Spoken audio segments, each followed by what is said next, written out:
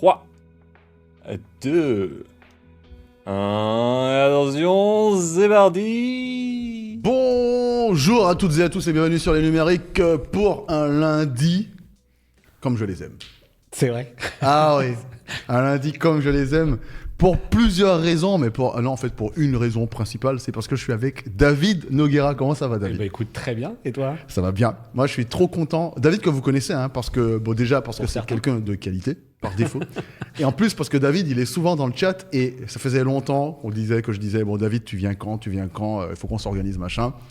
Ah ben le voici. On a acté ça. On a acté ça. Même sur ces rapides passages au Mondial de Paris où je t'ai croisé, tu dis, il faut absolument qu'on le fasse. Ouais, Et on y est, on est dans le dur. Ça y est. Je suis ravi d'être là dans un super décor. Ils ont assemblé là, vous avez mis ça fait très Noël, c'est très cool. C'est cette saison. Même. Il y a des petits efforts de fait. Ça c'est l'ami. Je pense que c'est l'ami Karl qui a dû gérer ce genre de choses là. Ouais, c'est Carlito qu'on embrasse, qui est comme d'hab, qui est de l'autre côté en régie. Ouais. Très ému d'avoir vu Karl. Ouais. T'entends cette voix et puis tu dis, c'est un peu comme personnage de radio. C'est ça. Et du coup, tu le vois après en vrai, non, c'est ouf. Ouais. Bah ouais, le Karl, c'est la famille. En fait, on dit on a un Karl. Parce que tu sais, c'est le gars, il fait tout. Ouais. Il fait tout. T'as besoin d'un truc. C'est le chef. Karl est là. C'est l'homme orchestre. Ouais.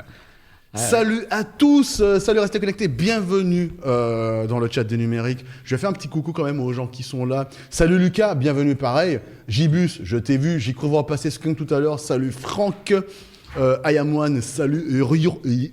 Irobi. Salut Nico. J'espère que tout le monde va bien. Ouais, moi je veux saluer Restez Connecté, qui a un ami aussi, Mathieu, qui vient de se connecter, donc qui a sa chaîne aussi. Ok, Restez Connecté, je me disais bien que j'avais déjà vu, j'ai vu passer quelque part peut-être des vidéos. Notamment dans la VR. Ah comme bah oui. Je sais que tu suis le sujet. Bah voilà, c'est pour ça. Ils ont leur émission toutes les semaines, tous les lundis. Donc, bienvenue. Bienvenue à... C'est Mathieu, t'as dit ? Mathieu, ouais. Bienvenue à toi Mathieu, Restez Connecté. Allez-y, cliquez sur Restez Connecté, abonnez-vous à ces réseaux. Vous connaissez ici, c'est la famille, on est là pour faire. Ah bah oui, on n'est pas là dans, tu sais, nous, on est dans le partage. On est dans, tant qu'on sait que ça va servir le plus grand nombre, on envoie. On n'est pas dans une concurrence, on sait pas trop. Mais quoi. c'est pour ça que je suis là on aussi. S'en fiche. On s'en fiche. Karl, nous on est comme ça. C'est que c'est bonne ambiance. Ben ouais, nous on est comme ça. On est là juste pour que, tant qu'un contenu peut permettre à des personnes d'augmenter, entre guillemets, leur niveau de connaissance ou bien d'apprendre des choses, on est toujours heureux de partager. Mais moi, c'est un plaisir. C'est toujours un plaisir d'avoir... D'ailleurs, je pense qu'on peut le dire, on a démarré en retard. Parce que juste avant, il y avait quand même Elon Musk qui était là, puisqu'il était de passage à Paris. Mais oui, exactement. On était en discussion tranquillement. On lui demandait, mais tu fous quoi avec X, bordel Elon, qu'est-ce que tu fous On a profité de ça. Enfin, ils ont profité du passage d'Elon à Paris pour... Exactement. Bon, allez, tant qu'il était là... Oh, Rames.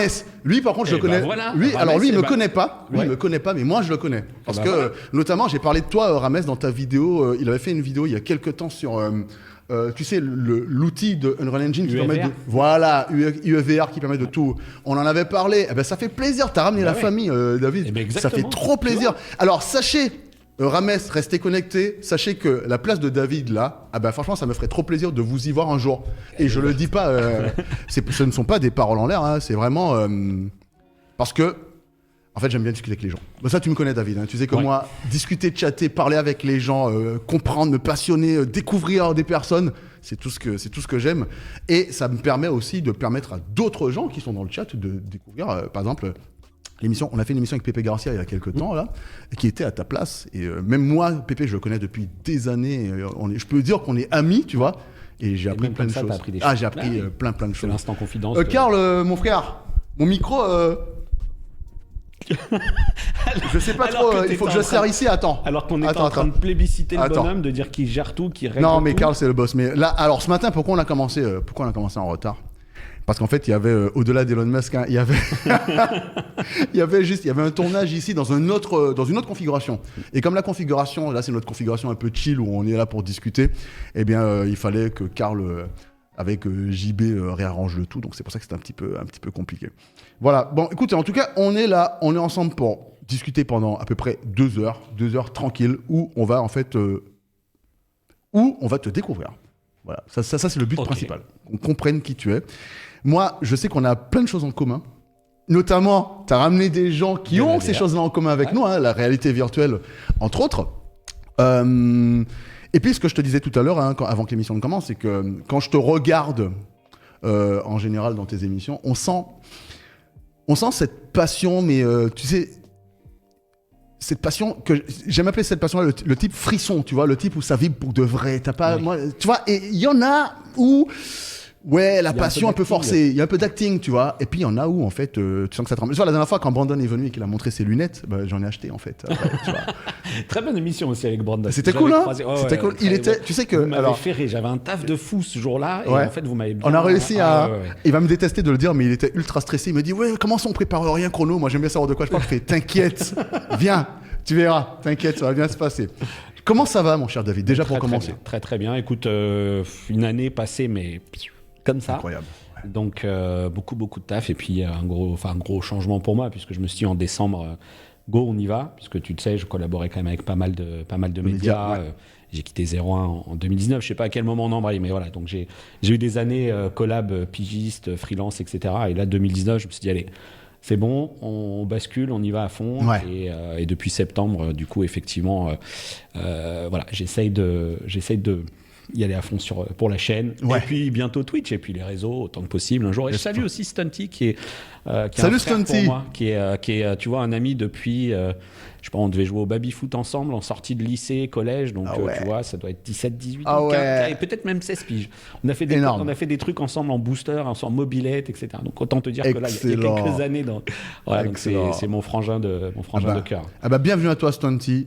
Vas-y, installe-toi confortablement. Tu prends, je sais pas, un café, un verre d'eau, une bière, un vin, fais ce que tu veux. Et on est là. Peut-être pas à cette heure-ci quand même. Il a dit, attention, il a des photos de toi en 6e. Hein. Ah oui. Attention, hein. Attention. Donc, lancement pour de vrai, à fond sur la chaîne YouTube. Ouais. Après une carrière dont on va parler un petit peu dans un petit moment. Et tu me disais tout à l'heure, effectivement, pareil, les réseaux sociaux, là, c'est le moment où... Il faut y aller. Moi, personnellement, je suis un flemmard des réseaux sociaux. C'est-à-dire que le seul compte que j'avais utilisé vraiment de façon un peu active, c'était Twitter X aujourd'hui, bon, qui devient un peu ce qu'il est en train de devenir. Hein. Chacun juge comme il veut. Je sais que la plupart des gens désertent, enfin beaucoup de gens, en tout cas, disent déserter pour aller vers Blue Sky. C'est un retour assez global, ouais. Voilà. Moi, je m'étais investi dessus, c'est-à-dire que je partageais juste régulièrement dessus, hein, et puis les abonnés sont montés petit à petit de façon, comme on dit, organique, hein, c'est-à-dire naturellement, sans faire de trucs spéciaux. Et effectivement, je te comprends parce que moi, j'ai une flemme assez folle de commencer à poster multi-réseaux sociaux, Instagram, machin, truc, chose. Et toi, cette année, tu as décidé... 2025, c'est l'année où tu vas vraiment investir à fond dessus. Bah, en fait, là, forcément, il y a septembre, tu te dis, OK, j'arrête. Donc, tu commences à mettre en place une stratégie. Ça demande un temps considérable. En plus du reste, ça demande un temps assez considérable de trop focuser, de te dire ta ligne édito et comment tu communiques, etc. Les réseaux sociaux, puisque c'est là le point spécifique, c'est au-delà de la flemme, c'est juste pas du tout dans ma philosophie. Si tu regardes, par exemple, mes vidéos... on me voit assez peu à l'image. Moi, grosso modo, tu me vois en intro, en conclusion, et puis moins on me voit après à l'image, mieux je me... Entre guillemets, c'est pas mieux je me porte, mais j'ai vraiment envie de... Si je pouvais faire mes vidéos quasi... Peut-être pas que de la voix off, parce que je trouve que ça cache pas mal le truc, je pense que je le ferais. Donc c'est plus cette approche de me dire... les gens, après tout, s'en fichent un peu spécialement de me voir moi. Ce qu'ils veulent, c'est le message que j'ai raconté. Et ça, il faut que j'arrive à me tordre le cerveau parce qu'on sait que l'accueil du public, c'est pas exactement celui-là. T'as des gens qui vont pas mal s'identifier à toi. Il y a une approche, il y a un truc comme ça. Et ça, bizarrement, je l'ai énormément fait. Du temps de 01, je partais à Las Vegas, je couvrais tous les salons. J'étais toujours en train de dégainer, en train de faire une vidéo, en train de faire un live, du temps de Facebook Live. J'ai fait des lives au CES de Las Vegas en fin de journée, donc ça devait être genre quasi en pleine nuit pour nous, où tu lances un live, tu prends les escalators, les machins, et je sais pas, Paris, peut-être 3-4 heures du matin. Tu vois que tu as des gens qui sont connectés. Et c'était un exercice qui pour moi était assez facile, mais je le faisais au nom d'une marque. C'est ça. Au nom de David Noguera, tu vois. Ouais, je comprends. En fait, il faut le faire. Il faut le faire parce que tu vois que quand tu le fais, ça peut fonctionner. Et je te parlais de TikTok. Bien sûr. Et puis tu parles aussi d'identification, mais ou bien même, je sais pas si c'est que identification ou bien empathie ou bien je sais pas trop, mais là, tu vois, j'ai vu récemment une vidéo TikTok qui a fait pas mal de bruit. C'était une femme qui a déballé son premier smartphone neuf. C'est la première fois qu'elle elle a quasiment 30 ans et elle déballe son premier smartphone neuf de sa vie et elle le partage avec les gens. Et en fait, la vidéo, elle a, comme on dit, elle a percé de fou, parce que les gens ont été pris, je sais pas, une forme d'empathie, d'identification, je sais pas trop quoi. Je comprends pas exactement comment ça fonctionne. Ouais, moi non plus. On a pas mal de messages dans le chat. Alors, on a Irobi qui dit « Merci David, ton live des Black Friday m'a fait découvrir le reconditionné sur le site de Meta. » Ah bah tiens, ça m'étonne pas de toi que ce soit Meta. Je me suis lancé et je me suis pris un Quest 3 à 420 €. J'espère ne pas. Franchement, Irobi. Bon choix. Alors, c'est pas nous qui allons te dire que c'est un mauvais choix, hein, personnellement. Et je pense que entre Rames et Rester Connecté, je pense que ils te diront que c'est plutôt pas mal parce qu'on est quand même sur des produits ultra quali. Bah je comprends je vois tout à fait de quoi il parle, parce qu'effectivement, pendant un des lives, je disais Quest 3S, Quest 3, Quest 3S. Moi, j'aurais adoré que Meta nous sorte un 256 sur le 3. Et je dis en fait, allez regarder du côté du reconditionné qui en plus bénéficie de la garantie. Ouais. Et je pense que du coup, je sais pas si c'est pris le 128 ou le 512, parce qu'il y a eu un peu des deux. 400 combien 420 429, je pense que du du coup c'était le 512, 420 €.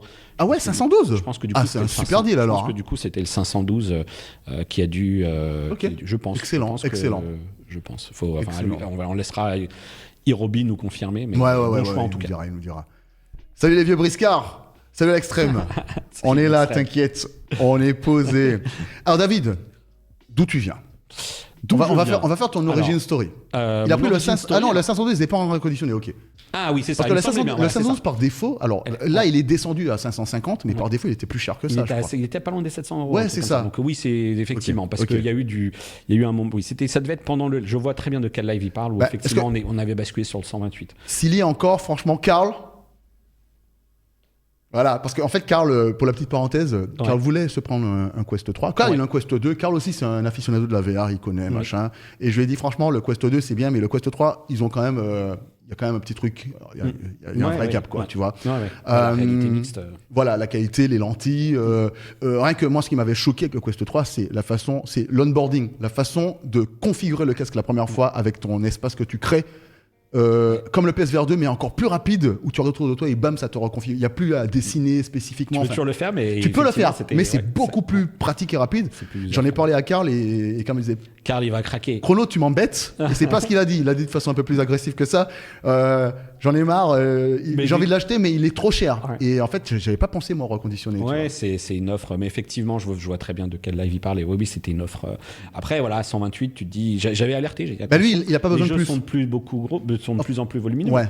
Si t'es OK pour installer, désinstaller, tu sauvegardes dans le cloud ou PCVR, ça marche très bien. En plus, lui, il joue beaucoup en PCVR, Karl. Donc, il va installer un petit Batman Arkham Shadow. Je sais quoi, ça va être quoi, 20 gigas, je pense. Ouais, moi, j'ai pas encore basculé sur l'Arkham Shadow. J'ai déjà Metro Awakening. Ouais. Et puis là, j'ai terminé sans doute ce qui sera mon GOTY 2024 avec The House of Da Vinci, que je ne peux que recommander à ceux qui... Pour moi, ça matérialise, ça concrétise ma vision de la VR. D'accord. Des interactions, du puzzle game, un peu d'ambiance, de graphisme, de machin. Pas trop d'action, c'est pas du jeu de tir, de machin. Par contre, t'as un volume d'interaction possible avec ce qui t'entoure qui est inédit. Un peu comme ce qu'on a vu dans un autre genre, mais un peu comme ce qu'on a vu la première fois qu'on lance Half-Life Alyx et où tu tentes de juste prendre un truc qui est sur un mur, tu prends une bouteille, tu secoues, tu vois que ça bouge. Exactement. En fait, tu te dis que ça bouge, c'est organique. En fait, le truc qui fonctionne. On va en parler en détail parce que moi je veux ton avis parce que moi je connais pas ce jeu. Je ne sais même pas de quoi il s'agit. Je sais même pas à quoi ça ressemble. Donc tout à l'heure on va regarder. C'est somptueux. Il y a Reste Connecté qui me pose une question apparemment. Il y a beaucoup d'aficionados de la VR quand on parle avec des journalistes. Pourtant le ressenti de la presse en général est assez négatif. Nous donner ton avis. Alors, en fait, je t'avouerai que les seules personnes de la presse que je connais qui parlaient de VR, alors c'était il y a longtemps. Je sais pas trop s'ils en parlent encore aujourd'hui, mais c'était à l'époque de JV, c'était Panta qui était à l'époque, aujourd'hui il est plus journaliste chez JV, il est encore chez JV mais il est pas journaliste, il a changé de branche de métier, et c'est lui qui avait testé notamment le Valve Index et puis peut-être le Quest 2 et puis peut-être quelques HTC à l'époque, et c'est vrai que lui il en parlait avec beaucoup de, enfin c'était très positif dans son discours, et c'est vrai qu'en général quand moi je cherche des avis sur la réalité virtuelle, j'en cherche pas beaucoup pour être tout à fait honnête avec vous, mais je tombe sur les avis de David, de gens comme Rames et ce genre de choses là, et c'est vrai que en fait comme moi je suis déjà un peu éclairé, j'ai découvert la VR en 2016, donc c'est pas ultra tôt parce que j'ai pas découvert avec le DK1 de Oculus. Moi mon premier casque VR c'est un HTC Vive tout court qu'on m'a offert à mes 30 ans en 2016, et là en fait je suis tombé dedans et moi je passais franchement, les gens disent ouais, au bout de 2 heures, t'es fatigué. Moi, je passais 6, 7, 8 heures par jour dans mon casque VR. Et une fois que j'ai découvert ça, j'ai commencé à faire à chercher partout des façons de rendre tous mes jeux en VR. J'ai joué à GTA 5 en VR. Ouais. J'ai joué à Street Fighter 6 en VR. Et Street Fighter 6, c'était juste pour être curieux de voir si on peut voir le décor de l'autre côté en fait quand on tourne la tête. Et oui, Capcom, c'est des malades, ils l'ont modélisé. C'est des fous. Enfin, donc en fait, si tu veux, je sais pas trop comment est-ce que le journalisme global, classique. Ah, si tu parles de journalisme genre Le Parisien, Le Monde, des machins comme ça, je suis assez d'accord avec toi. C'est-à-dire que il y a un pas de recul, j'ai l'impression. Il y a une sorte de distanciation. Tu as l'impression qu'ils ont essayé le casque, ils ont donné leur avis sur une session, mais qu'ils ne sont pas utilisateurs au quotidien et que ça ne les intéresse pas plus que ça, en tout cas, de ce que je ressens. Que ça les intéresse pas plus que ça. Après, moi, je vois tout à fait de quoi veut notamment parler Mathieu, c'est qu'on est sur une approche où déjà... Alors, on est sur une approche plutôt d'initié. Donc, il y a beaucoup de choses qui sont écrites, dans lesquelles on ne se reconnaît pas. Parce que tu sens bien que le produit n'a peut-être pas été abordé de la bonne manière, que le temps passé dans le casque n'était peut-être pas exactement bien fait et que certains mériteraient d'être accompagnés pour avoir une vraie analyse et une vraie pertinence. Les gens qui vont dans VRChat qui ne se font pas accompagner, forcément, ça donne lieu à des articles ou des vidéos ou des choses comme ça qui sont absurdes et où lesquelles, quand toi, tu es initié et que tu connais, tu dis non, mais c'est pas possible de raconter de telles choses. Est-ce qu'il n'y a pas même un parallèle possible avec la voiture électrique et quelqu'un qui va te prendre une voiture électrique. Attends, mais la désinformation sur la voiture électrique, c'est le meilleur des exemples. On est d'accord. Tu vas prendre une vieille voiture qui n'est pas faite pour de longs trajets et tu vas dire j'ai dû recharger 4 fois. Marseille en Peugeot électrique, tu vois, c'est absurde. On est dans du traitement de l'information qui du coup touche presque à de la désinformation. Oui, et c'est même pas de leur faute presque. Du buzz. Ouais, des fois, tu sens bien que ça veut buzzer. Parenthèse, je sais pas si t'as vu, mais TF1, ils ont été rattrapés par l'Arcom, avec. Et puis M6 a fait un reportage où ils sont un petit peu, voilà. Bon, donc c'est pas, c'est presque cas d'école, je sais pas si on peut dire ça comme ça, mais voilà, en tout cas, il y a des choses comme ça s'applique à de multiples sujets. Moi, j'ai été 2001, je suis rentré dans la profession. Donc forcément, moi, les premières Tesla que j'ai essayées, c'était des Tesla qui étaient immatriculés en Allemagne, qui m'étaient présentés par un Italien. Enfin, il y avait une toute petite boutique dans Paris, il n'y avait que le Roadster qui rentrait parce que la Model S rentrait pas. Elle débarquait, elle était inconnue. Donc forcément, tu commences à faire des choses et au fur et à mesure du temps, c'est pareil, tu vois des rédacs qui commencent à traiter le sujet, qui disent des trucs qui existent déjà en fait depuis 10 ans chez d'autres marques. Donc voilà, donc tu peux, une fois que tu es un petit peu initié, expert dans certaines technos, tu peux toujours trouver à redire sur les uns sur les autres, ça c'est une vérité. Et du coup, tu peux aussi regretter que certains sujets soient abordés un peu de manière légère et que du coup, ça crée de la désinformation. Après, on pourra revenir sur notre sujet de la VR parce que pour moi, c'est une expérience... je sais bien. Tu fais partie de ces personnes justement où, en fait, quand je pense à toi, je pense assez rapidement à la VR. C'est vrai. Assez rapidement, tu vois. C'est l'un des premiers trucs qui me viennent quand je pense David Noguera. Je suis venu chercher le Quest à la maison. C'est vrai, mais au-delà de ça, tu vois, je sais plus à quel moment est-ce que je suis tombé sur des sujets où tu parlais vraiment beaucoup VR et tu en parlais de façon précise et de façon... Enfin, où moi je me suis dit, ah ouais, purée, c'est intéressant. Moi je me suis presque mis assez tardivement. Alors tu vois, j'avais déjà fait les solutions d'HTC où tu avais encore les balises Lighthouse, etc. C'est là où je voulais en venir, c'est que j'avais commencé par ça et puis après il y a eu un espèce de temps mort parce que c'était pas. Tu sais, quand tu bosses dans une rédac, toi tu as tes confrères autour de toi, à un moment donné tu testes les produits en prio vis-à-vis de ton audience également. Donc tu as des sujets qui sont moins prioritaires que d'autres et tu arbitres comme ça. Et c'est aussi ce qui fait que certains médias ne traitent pas du tout le sujet ou très peu ou entre deux produits, etc. Et ça va vite. Et donc j'avais un peu lâché le truc, mais c'est vrai que aussi par les proximités avec Rester Connecté, Mathieu, Rames, etc. Rames, c'est vrai qu'il est aujourd'hui sur la tech VR française. Alors il est dans le sud, je sais pas s'il viendra ici un jour. Ouais. Bon, si jamais Rames, tu passes par Paris, franchement. Tous ceux qui veulent pour le coup. Tu parlais du VR pour tous ceux qui ont envie de s'intéresser au truc. Faut mettre un peu les mains dans le cambouis, mais il épluche ça, il épluche ça bien. Il s'est fait Flight Sim aussi. Bon, voilà. Et donc, de fil en aiguille, tu restes sur le sujet. Et puis, pour le coup, il y a ma formation qui fait que t'aimes aller au fond des choses, aller creuser, aller regarder, parce que tu fais une MetaConnect, que tu as un Mark Zuckerberg qui vient, qui fait le show, et que derrière, tu as toutes ces équipes qui parlent, et c'est peut-être là-dessus que tu étais tombé, où les mecs rentrent vraiment dans les caractéristiques précises, tous ces trucs-là, et des profils où là, tu dis, OK, là, l'info, elle est là, et c'est ce que j'étais allé, moi, chercher, et où, effectivement, ça avait donné lieu à des vidéos peut-être un peu plus tech que d'autres. mais à la fois tech et à la fois accessible. Bah, et ça, c'est la grosse difficulté. Ça me fait bien je trouve. plaisir. Mais c'est la grande difficulté. En fait, c'est pas évident en réalité. Alors, juste pour répondre à Rames, honnêtement, je comprends parfaitement cette difficulté, la caméra, machin. Ça peut être un peu impressionnant, mais très sincèrement, hein, vraiment de toutes les expériences que j'ai avec les gens qui sont passés par ici, même des gens qui étaient parfois très stressés. Mais très à l'aise en plus. Ouais, on oublie. En fait, tu oublies très vite parce que, comme je disais à David, c'est comme si on était en train de boire un café ou bien une bière ensemble et qu'on discute. Ouais. Vraiment. Tu sais qu'il a fait un live pour la MetaConnect, et juste pour finir là-dessus, il a fait un live pour la MetaConnect qu'il a couvert. Et moi, j'étais dans sa commu parce qu'il a streamé sur YouTube. Je sais pas s'il a fait Twitch aussi. Il y avait 400 personnes. Ah bah tu vois, énorme. énorme. Je lui ai dit, mec, qu'est-ce que il faut que tu te lances. Il était à 408 ou 411, un truc comme ça.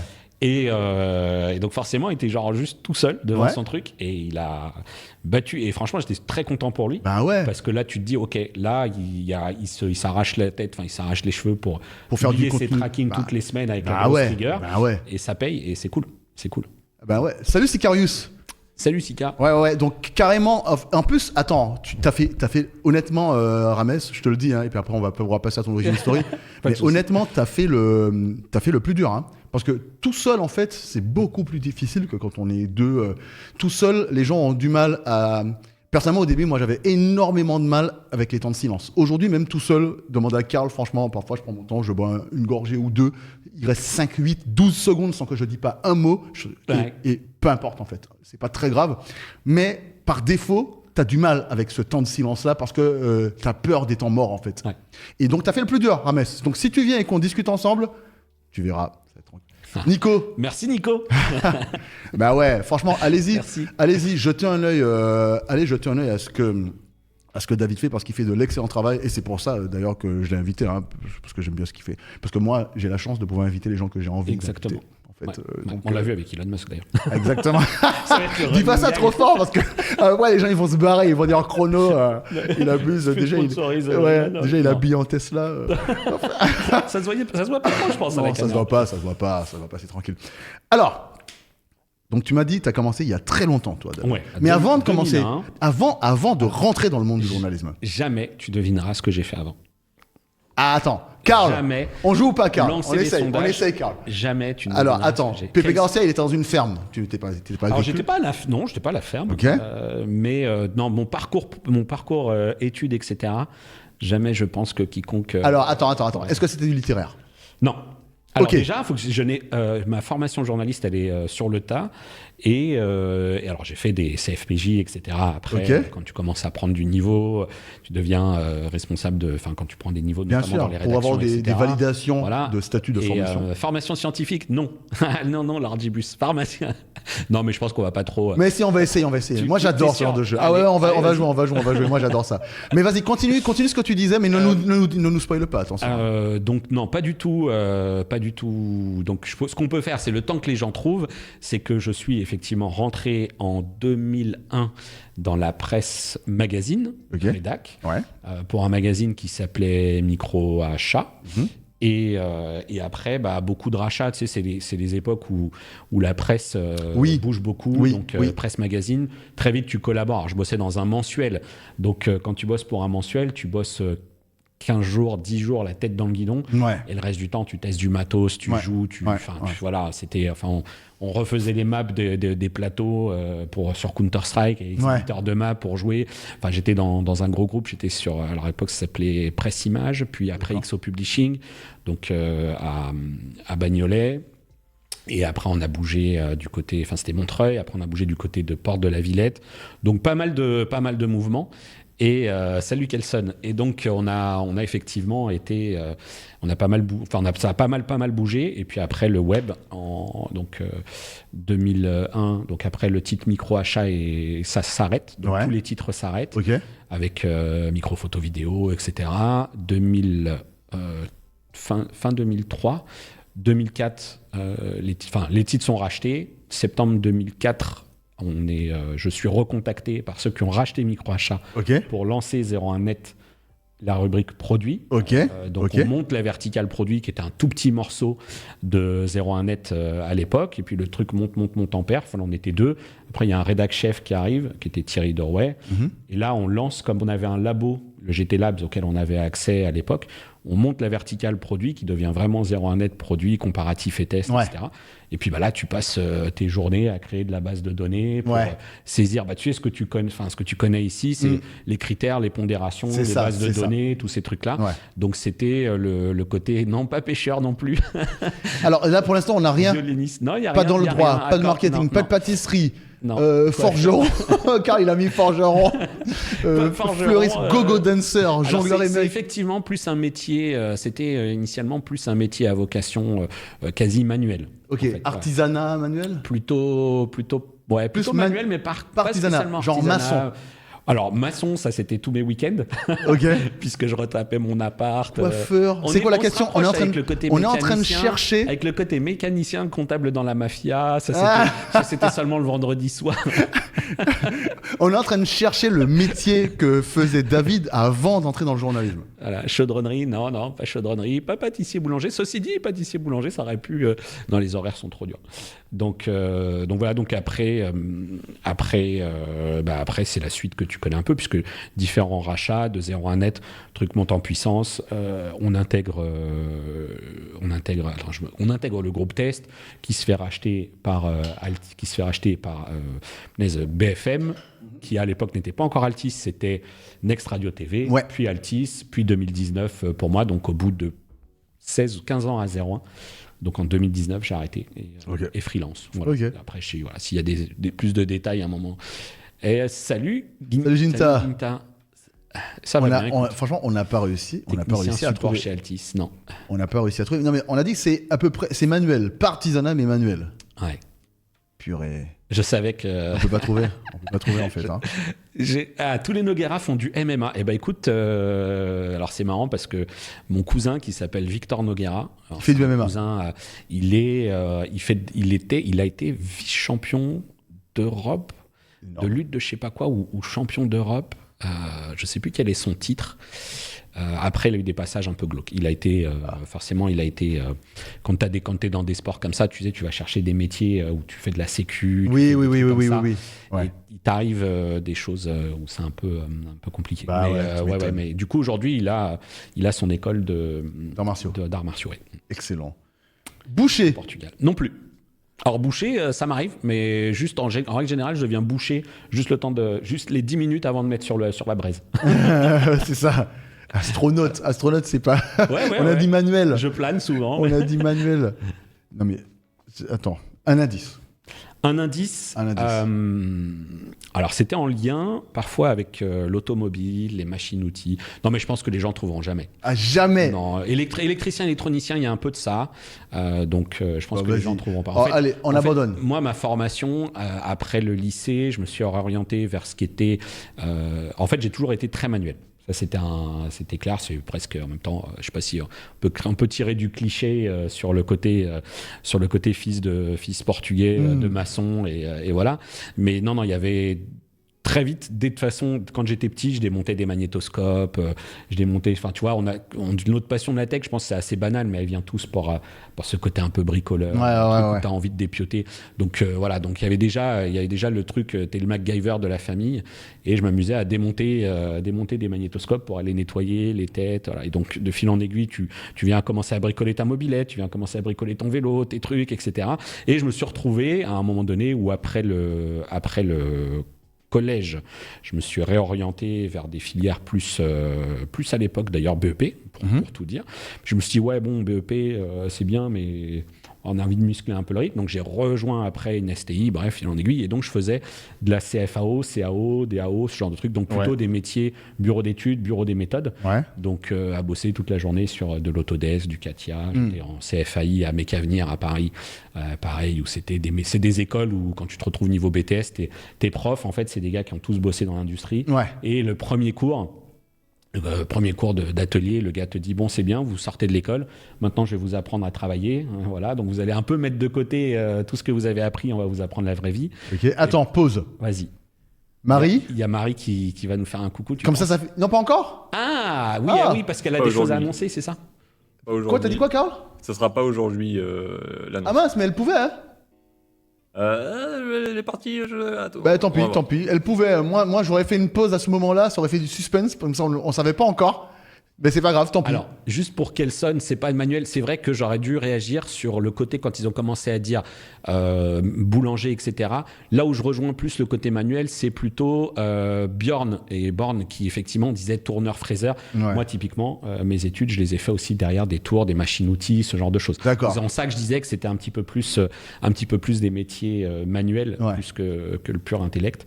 Et donc voilà. Et donc du coup, j'ai rejoint après la DADAP, j'ai repris et je me suis retrouvé à faire de la programmation pour des machines-outils, aller jouer de la grande machine tridimensionnelle pour aller vérifier des pièces et te faire enguirlander, mais que même moi je pense que même mon daron m'a jamais engueulé comme ça par un chef d'atelier, parce que tu lui envoies un programme où tu as la machine qui tourne trop vite et il a son forêt de 6 mm et en fait au lieu de faire 500 trous avec, il en a fait 485, il vient te voir en te disant mais qu'est-ce que t'as fait, pourquoi? Ah ouais. Donc un métier tu vois qui n'avait rien à voir avec ça et en Ouais. fait en 2000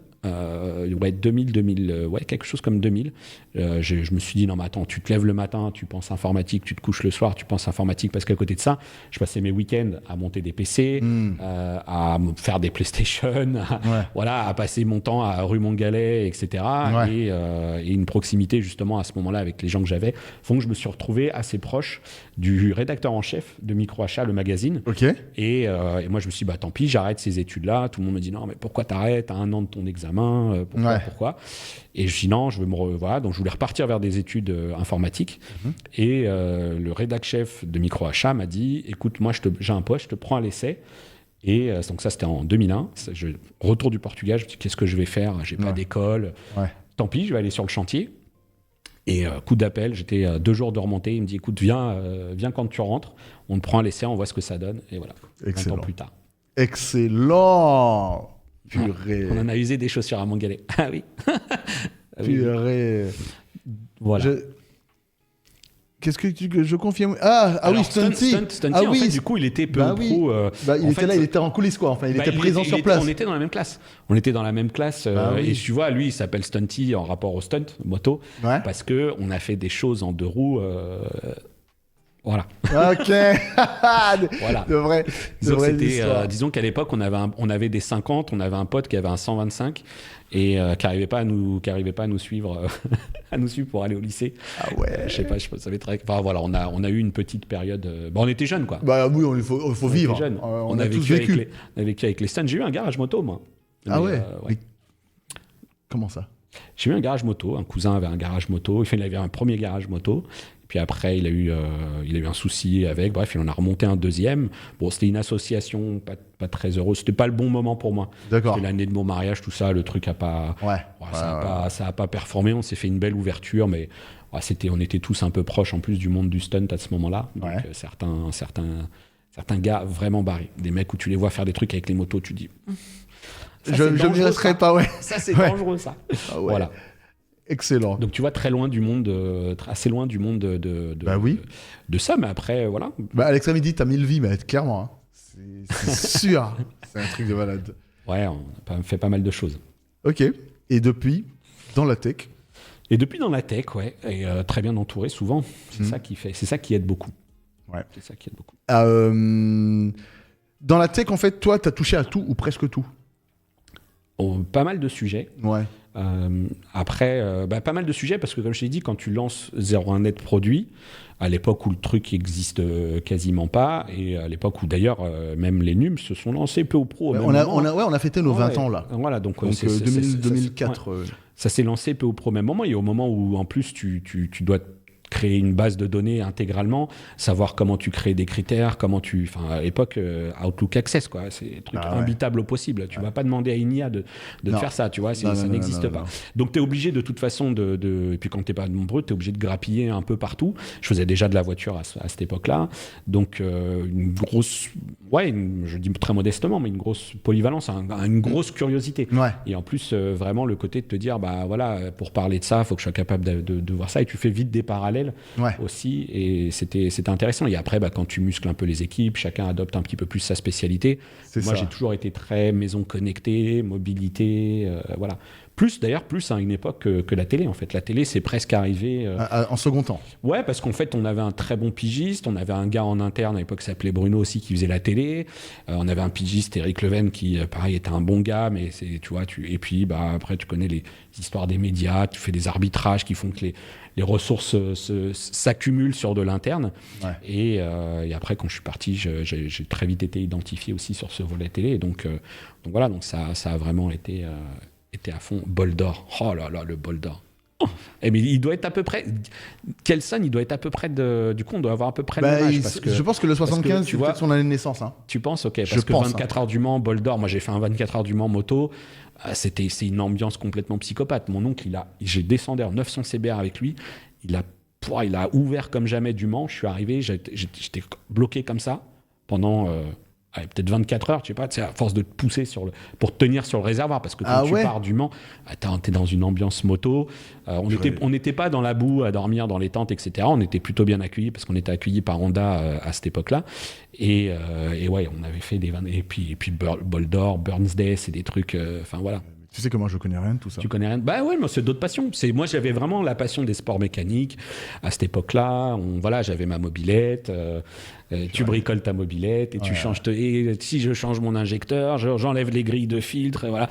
Voilà. Bon, tu vois, c'est très loin du. J'ai toujours été très. Et la tech était très vite devenue la priorité, bien sûr. Ok. Salut Slide. Donc, quels sont les 2,70 2 bols d'or. Ah oui. 2 fois les 24 heures et une fois le Grand Prix de France, j'imagine. GP. Ouais, GP de France. Purée. La maison connectée. Oui. C'est quoi la maison connectée dans les années 2000 ? Dans les années 2000... tu vois, genre... Tu te colles. Ouais, genre, tu me colles un peu dans le sens où je suis pas sûr... Dans les années 2000, je suis pas sûr que j'étais très focus là-dessus. Ouais. Il y avait plutôt... Tu vois, c'était plutôt... tester des GPS. Alors, ce qu'il faut savoir, c'est que quand j'ai commencé à micro-achat par les pages qui étaient les pages promo. Donc, c'était, si tu veux, j'avais pas de formation journaliste. Ouais.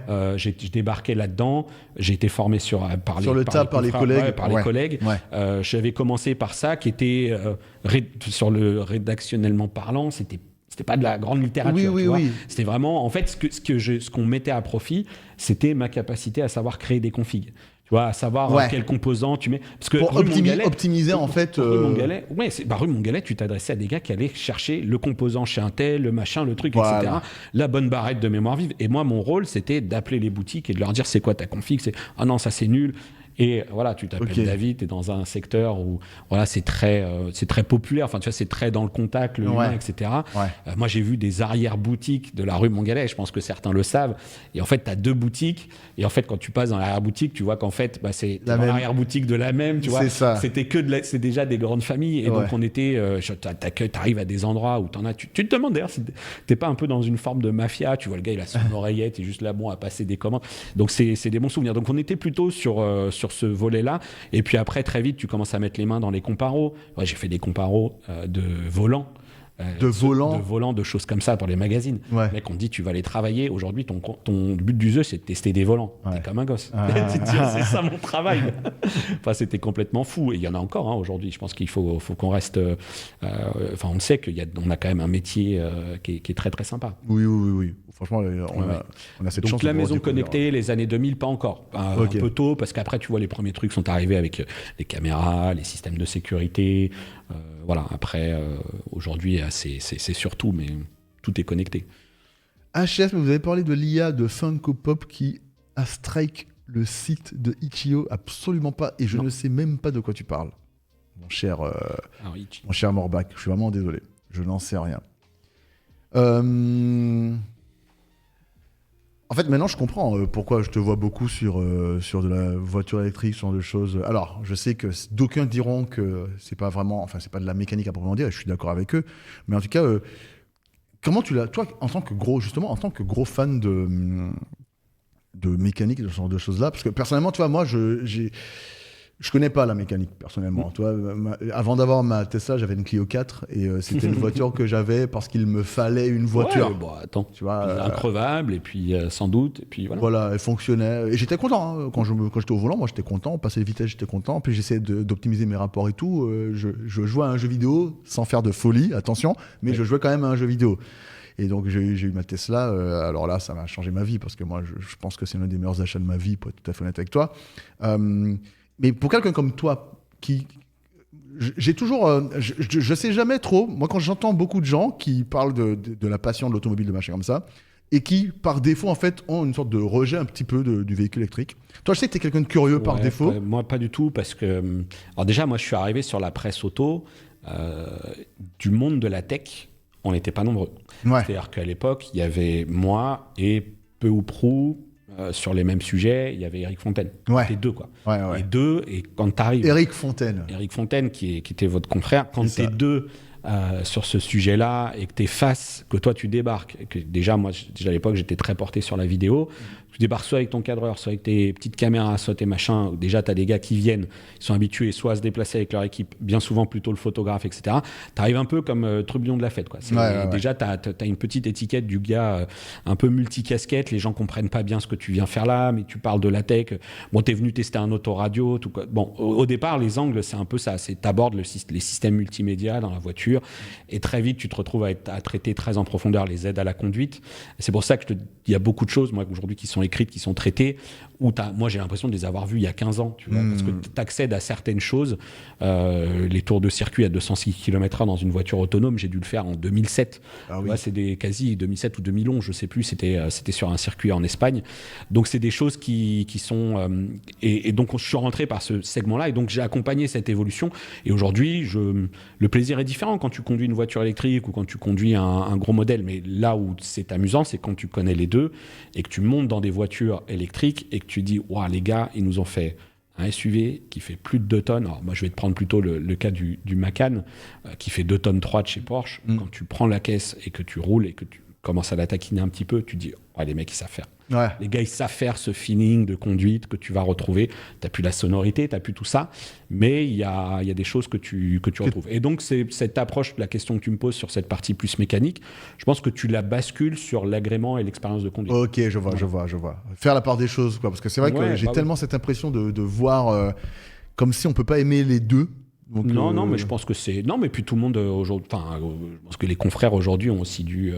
revoir un truc, c'est pour ça que c'est un peu navrant, parce que les confrères, je les côtoie tous, et tu vois, Cyril Drevet, Safet, Étienne, pour le coup, c'est des gens que je connais aussi, et sur le sujet qui a été fait sur Turbo ou sur d'autres médias, peu importe, c'est quand même des gens qui sont à la base très ouverts, donc je pense qu'il y a parfois une erreur qui peut être faite, des erreurs qui peuvent être faites, et ce genre de choses, mais sinon, non, je pense que c'est plutôt correctement accueilli, je pense. Oui, et d'ailleurs, parce qu'on parlait, je sais pas si on en avait parlé avant l'émission ou si on en a parlé pendant l'émission, je sais même pas pour à TF1, tu vois, il y a eu un sujet sur le véhicule électrique, là, ils ont été rattrapés par l'Arcom. Et en fait, il y a eu donc ce sujet-là où ils ont pris 3 véhicules pour faire un Paris-Villeneuve d'Ascq, je crois, avec 3 véhicules, un thermique, un électrique et un hybride, il me semble. Bon, forcément, l'électrique, c'était le plus nul de tous. Il a dû recharger pendant 1h30. Il allait sur une borne à 22 kWh, alors qu'à côté, il y avait une borne à 150 ou à 250, je sais Non, mais plus. très bon choix. Salut iWire. Donc, on sait pas trop exactement comment ça s'est fait. Et après, moi, ce que j'avais vu juste après, c'est que la même personne avait fait un appel à témoins pour... c'était quoi oui, vous êtes déçu de véhicule électrique, venez témoigner. Ouais, mais déjà en fait, segmenté, quoi. C'est déjà, vous êtes déçu, venez, quoi. Voilà, en fait, ça me rappelle un peu ce que j'appelle le mauvais journalisme. En tant que pas journaliste tech, mais en tant que journaliste tout court, moi j'ai passé 10 ans à TV5 Monde, et ce qu'on ne devait absolument jamais faire, c'est les micro-trottoirs. Ouais. Et en fait, le micro-trottoir, par défaut, déjà, moi je trouve que c'est le niveau 0. Et en plus de ça, sauf si, genre sortie d'un événement, tu poses des questions à des gens, mais si c'est sur un sujet, soit de société ou bien soit un sujet global, moi je trouve que c'est au niveau zéro de l'information. Et en plus, deuxièmement, c'est que souvent le micro-trottoir, quand tu vas en faire un, tu vas avec une idée spécifique en tête de ce que tu veux ramener comme élément de réponse.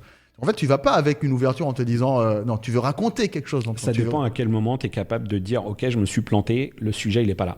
Et si t'es pas capable de le faire sur le vif et de te dire ok, en fait j'ai fait fausse route, il faut très vite que je réagisse. Si tu es convaincu de ton truc et si tu pars parce qu'on t'a dit ramène un sujet, moi j'ai des sujets sur Tesla que j'ai refusé de faire.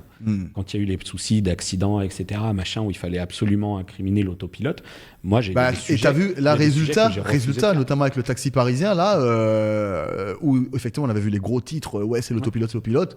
Ah ben finalement. Non, mais, à l'époque, c'était il y a quelques années de ça, moi j'avais dit non, ça je fais pas. Je ne fais pas un truc où je vais aller dire autopilote. Le truc déjà s'appelle encore bêta et surtout légalement, c'est pas légal de laisser le véhicule en mode auto. Il y a beaucoup de choses qui ont été très très mal traitées et par contre ce que j'ai fait, c'est qu'est-ce qui se passe dans votre Tesla quand vous utilisez cette technologie autopilote bêta. Donc j'ai remis en situation qu'est-ce qui se passe si vous décrochez votre truc, comment ça fonctionne, etc. Et in fine, l'information était plutôt là. C'était plutôt de dire, de toute façon, ce truc-là, ce qui mettait à l'époque, enfin tu vois, la balle de tennis, l'orange dans la branche du volant pour rouler, les gars qui me disaient, ouais, je descends là à 13 avec un truc pour caler, pour que le volant ait cette impression que... Enfin, tu vois, pourquoi ces gens-là, ils ont été obligés de se réinventer avec des volants capacitifs, avec des colonnes de direction plus précises, pour que justement les gens ne fassent plus tout ça, des alertes, la sanction de Tesla, qui, in fine, avait quand même un très bon dispositif. Il faut bien reconnaître que ça marchait très bien. La sanction de se dire, je te désactive l'autopilote jusqu'à ce que tu remettes le frein de parking, c'était presque contraint et forcé pour que les gens arrêtent, entre guillemets, d'en abuser et se remettent juste dans le cadre légal. Bien juste sûr, dans la loi, dans la bonne utilisation du truc. Voilà. Ah ouais. Non mais... Oui, il faut effectivement prendre du recul, mais souvent, malheureusement, on n'est pas... même moi, ça m'arrive de ne pas en prendre aussi, mais parfois, c'est vrai que là, pour le coup... en plus, j'avais lu que il y en a qui ne comprennent même pas pourquoi est-ce qu'ils se font après réprimander par les communautés, notamment les électromobilistes, alors qu'en fait, ils font juste parfois... C'est comme... Je sais même pas si j'ai envie de parler de ça tellement je suis fatigué. Mais le mec, non mais tu sais, c'est toi qui oriente le débat. Moi, je suis ton invité. Non mais tu sais, il y avait à un moment donné, c'était dans la ville de Sète, je sais plus. Ouais. Un mec qui a lancé la mise à jour de sa voiture à un feu rouge. Putain. Mais ce matin, moi, j'ai eu la mise à jour de Noël. C'est contre-logique. Mais c'est même pas. Je sais même pas à quel point c'est débile. Ce matin, moi, j'ai eu une proposition de mise à jour de ma voiture. Donc déjà, en fait, tu te mets en mode parking pour faire la mise à jour. Bien sûr. Donc tu mets jamais une voiture électrique en mode parking à un feu rouge, ça n'existe pas. Tu te mets en mode parking pour me faire la mise à jour. Ensuite, quand j'ai décidé de démarrer la mise à jour, la voiture te prévient, attention, dans 2 minutes elle va se lancer. Là, tu as un compte à rebours de 2 minutes. Tu as déjà vu un feu rouge qui reste rouge pendant 2 vraies minutes? Autant ça peut durer 1 minute 20, un feu rouge ça peut durer longtemps. Mais pendant 2 minutes à un feu rouge... Ça, c'était avéré, c'était pas une fake news? Non, c'était pas une fake news. Le mec, sa voiture s'est mise... le mode parking au feu rouge, c'est que juste quand tu lances la mise à jour, exactement qu'elle sonne. D'autant que sur la plupart des... En tout cas sur une Tesla, parce que c'était une Tesla, parce que dans les gros titres, c'était sa Tesla lance une mise à jour au feu rouge, alors qu'en fait, pas du tout, ça n'existe pas, ça ne peut pas se faire. Non, mais c'est faux, je pense que... Et tu vois, ça, c'est juste du buzz, et c'est assez désagréable. Ultra désagréable. C'est assez désagréable. Ça me fatigue. Et ça a créé un bouchon de ouf. Ah, je suis passé à côté de ce truc-là. Ah ouais, c'était un truc de malade. Franchement, c'était un truc de dingue. Le gars, il a lancé sa mise à jour au feu rouge. Non, mais quel intérêt. Et en plus, c'était une rue... tu sais, c'est une petite ville. Je sais plus c'est quoi la ville, mais c'était une toute petite ville avec une rue centrale où il a fait sa mise à jour là, dans la rue, où personne ne peut le... Alors oui, c'est vrai que c'est... Oui, c'était du buzz de la désinfo. Oui, mais ça, on est bien d'accord, Dread Métis, que c'est de la désinfo. C'est... Bon, voilà. Ça m'avait tellement fatigué à l'époque. Et en fait, moi, j'en fais plein des mises à jour sur ma voiture. Et je me suis remémoré ma dernière mise à jour. Et là, ce matin, j'en ai une ce matin, la mise à jour de Noël. Et en fait, effectivement, c'est impossible de ne pas volontairement faire une mise à jour. Et en plus, tu as le temps de revenir en arrière plusieurs fois si jamais tu changes d'avis. Non, mais des trucs comme ça, dans le monde de l'auto, il y en a N. Si tu peux remonter à plusieurs dizaines d'années en arrière. Le gars en Renault Espace qui disait que son régulateur était bloqué et qu'il avait foncé. Enfin bon, voilà. Ouais. C'est bon. Souvent, comme on dit, le problème, il est entre le clavier, entre la chaise et le clavier. Exactement. Pepcac. Ouais. Exact. C'était 7, exactement. Morbac, parenthèse, assez drôle, mais Moi, à l'époque... ouais, c'est ça, voilà. Bloqué 45 minutes. 7, le centre-ville. Ah ouais, donc c'est vraiment en plus 7. J'ai un camarade avec qui j'anime l'émission Immersive Café qui est de 7 aussi, puisque je fais ces Immersive Café une fois par mois. D'ailleurs, on fait je sais pas si je fais un peu d'auto-promo. Bah vas-y, mais bien sûr. On mais se bien fait un sûr, Immersive quand tu Café veux. le 17 décembre où du coup on va faire l'élection des titres. On se fait les Game Awards de la VR, donc les Ok. Immersive Game Awards de 2024. Ok. Du coup on a vraiment spoté que des titres VR. Ok. Donc, une cinquantaine de titres, une dizaine de catégories, soixantaine de titres même. Donc, Pas mal. donc pour que les gens votent, donc nos petites communautés, le 17, on va se faire une petite Excellent. émission où les gens viendront Ah assister. bah écoute, je vais essayer de suivre ça avec beaucoup d'intérêt, parce que comme ça, ça me permettra moi-même on de peut découvrir. même t'inviter, si tu veux. On peut même te faire venir avec ta webcam. C'est par webcam. Ah ok. Bah, tu me diras Mais quand. ouais. Pourquoi Ouais. pas, franchement, si jamais je peux, avec Ouais. grand plaisir. Qu'est-ce que je voulais... J'avais vu un truc là sur lequel je voulais réagir. C'était sur la mise à jour. Nanana. Centre-ville bloqué. Je me suis... Ah oui, non, je sais. Je voulais réagir à Morbac. La voiture, il est DLC. En fait, figure-toi, c'est une chose assez drôle, mais. Alors, c'était il y a longtemps, hein, mais moi, quand j'avais ma Clio, je me rappellerai toute ma vie que j'ai eu ma voiture. J'avais les cartes intégrées dans la voiture classique. Et en fait, 3 mois après, il y avait une mise à jour pour le système de navigation de ma voiture. On m'a demandé 120 € Ouais. pour mettre à C'est jour fou. le système de navigation. Bah ouais, bah oui. Et en fait, on m'a demandé 120 € pour mettre à jour ça. Donc en fait, j'ai arrêté d'utiliser, j'ai utilisé Waze Oui. ou Google Maps comme tout le monde. Et en fait, c'est là où je me dis que une voiture connectée aujourd'hui, c'est quand même vachement cool parce que ma voiture, quand je l'ai eue en 2022, elle ne ressemble en rien En à rien ma à voiture ce que tu as aujourd'hui. là. Mais vraiment, ça Non, mais n'a c'est aucun rapport. C'est une des grosses Ouais. forces de Tesla, hein, faut Ouais. le reconnaître. Ken Bigard, salut, comment ça va? Ça fait plaisir de te voir. Salut. Ken Ken Bigard, très drôle. Salut Lax, toi aussi, ça fait plaisir. David, j'ai envie qu'on parle un petit peu de réalité virtuelle. Ouais, avec plaisir. En fait, souvent les gens me posent beaucoup de questions. Notamment, il y avait dans le chat Krisha qui n'est pas là aujourd'hui. La dernière fois, tu vois, j'ai testé. J'aime pas. Alors, en fait, j'ai un problème. J'ai un problème, c'est que je suis un peu passionné. Quand je teste un truc et que ça me plaît, ça se voit fort que ça me Ouais. plaît. Tu vois, ça se voit vraiment fort. Mais l'opposé est vrai aussi. L'opposé est pas totalement vrai. Pourquoi? Parce qu'en fait, quand quelque chose ne me plaît pas, Ouais, mais j'essaie. t'es quelqu'un J'essaie de donner des pistes plutôt d'amélioration, optimiste. mais je dis pas c'est de la merde. Tu vois, Ouais. je dis jamais, c'est pas- je dis jamais c'est nul. Je dis plutôt, ah, franchement, là-dessus, je sais pas pourquoi ils ont fait ça. C'est vraiment pas ouf.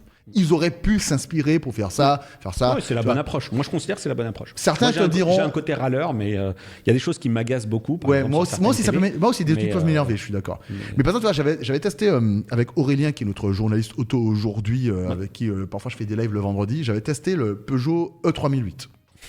J'avais été extrêmement déçu. Et j'avais d'ailleurs posé la question à Aurélien, je lui ai dit, mais pourquoi est-ce que dans la presse, les notes sont plutôt bonnes? Et il m'a répondu, un truc qui m'a fait vachement plaisir. En plus, il me l'a dit, c'était même pas du off, hein, il me l'a dit en live. Est-ce qu'il me l'a dit en live? Je sais plus. Mais en gros, ah, mais c'est pas grave. Aurélien, tu sais que je Non, mais, connais non, Aurélien, mais je vais quand même le dire. En gros, il me disait qu'en fait, en France, on a une forme de chauvinisme malgré nous. Ah bah évidemment. Eh ben ouais, mais moi, je m'attendais Mais pas à ça. le traitement de la Renault 5 e-tech là. Mais ça, j'ai pas testé, mais moi, j'ai envie d'y croire parce que Renault, ils Moi, font je du l'ai bon pas travail testé quand non même. plus. Sur la Ouais. Mégane, c'est pas mal. Sur le Scénic, c'est Oui, plutôt pas mal. ça fait partie des marques qui ont voilà, mais Mais moi, la R5, je sais pas ce que ça donne. Accompagné, moi, cette année, j'ai fait le mondial de Paris en Ouais. accompagnant des délégations, etc. Ouais. Et cette auto qui est sans doute très bien, etc.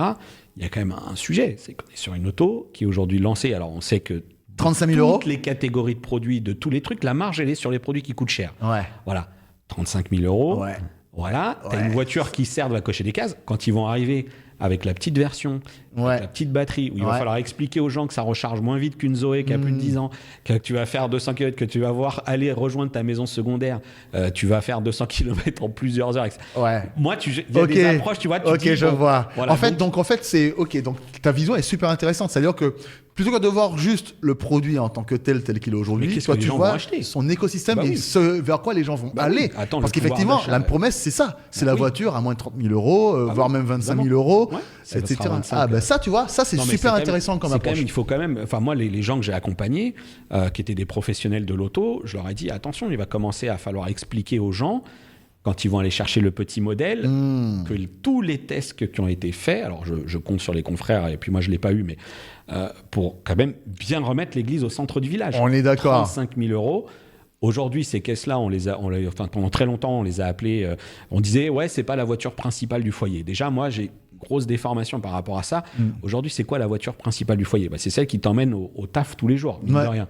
C'est pas celle que tu vas utiliser. Moi, une fois de temps en temps pour aller en vacances. Aujourd'hui, j'ai une voiture qui est beaucoup plus petite que ce que j'avais à l'époque, la grosse berline, le machin, etc.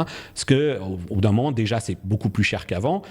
Tu veux un truc un peu cool, tu te dis ok, ça coûte vraiment très très cher. Et puis mes enfants m'ont dit non mais attends, la grosse voiture, ça va. Tu prends une voiture plus compacte et puis tu prends un coffre de toit. Et puis c'est 3 semaines de l'année où tu pars, tu mets ton coffre de toit, tu récupères 400 litres de coffre et puis ton empreinte au sol durant l'année, tes émissions elles sont quand même un peu plus réduites. Donc te dire ok, j'achète une Renault 5 e-Tech parce que ça coche toutes les cases et puis après je jugerai pas du pouvoir d'achat de chacun. Très bien, mais à un moment donné, quand tu vas prendre le petit modèle, faire même. Et c'est le modèle qui va se vendre. Et je pense que certains qui vont commencer à se faire des Paris, Normandie, Bretagne, peu importe, tu vois, les coins un peu plus en Sologne ou ce genre de choses. Alors on a de la chance d'avoir un maillage sur le réseau électrique qui s'est métamorphosé en 2 ans de temps. Mais il ne faudrait pas qu'ils se disent que c'est la Renault e-Tech de laquelle ils ont lu les tests. Quoi. Oui, je comprends. Ça, tu vois, c'est super intéressant. C'est super intéressant et c'est vrai que... alors, désolé, je vais encore parler de Tesla, mais pour le coup, ils ont été plutôt bons là-dessus parce que c'est plus cher par défaut. Mais leur modèle propulsion, pour le coup, elle coche toutes les cases. Tu vois, c'est même le modèle que moi, je recommande par défaut aux gens pour pouvoir... Moi, je le comprends tout à fait. Et pourquoi est-ce que je te parlais de... Ah oui, parce que le 3008, moi, ce qui m'avait... Alors, pourquoi je te parlais de ça ? Parce que, en fait, quand je te disais qu'il y a des choses que je comprends et parfois je m'énerve, tu sais, je te disais, je suis plutôt... J'aime bien, quand je suis passionné, j'aime bien, ça se voit. Et je compare souvent à ce que je connais. Donc, pourquoi là où je voulais en venir, c'est que je vais te parler du HTC Focus Vision dans un petit moment. Je vais t'en parler dans un petit moment parce que j'ai beaucoup été déçu. Tu y es allé à la presse ? Alors non. J'ai pas pu m'y rendre. En fait, c'est Henri qui est allé à la presse et en fait après on en a reçu un à la rédaction. Donc moi j'ai fait l'onboarding et au début, tu vois. On va en parler. On reviendra dessus. Pourquoi je te parle de ça ? Parce que en fait.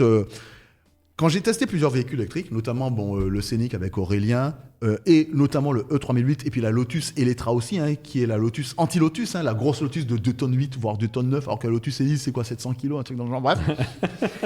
Mais après, il y a beaucoup d'efforts sur cette voiture, et puis ils nous ont expliqué que c'est un peu comme Porsche. Porsche sans la Cayenne, ils ne seraient pas là aujourd'hui. Lotus, il faut faire du SUV, parce que sinon, ils ne vont plus exister d'ici quelques temps. Bref, c'est pas grave.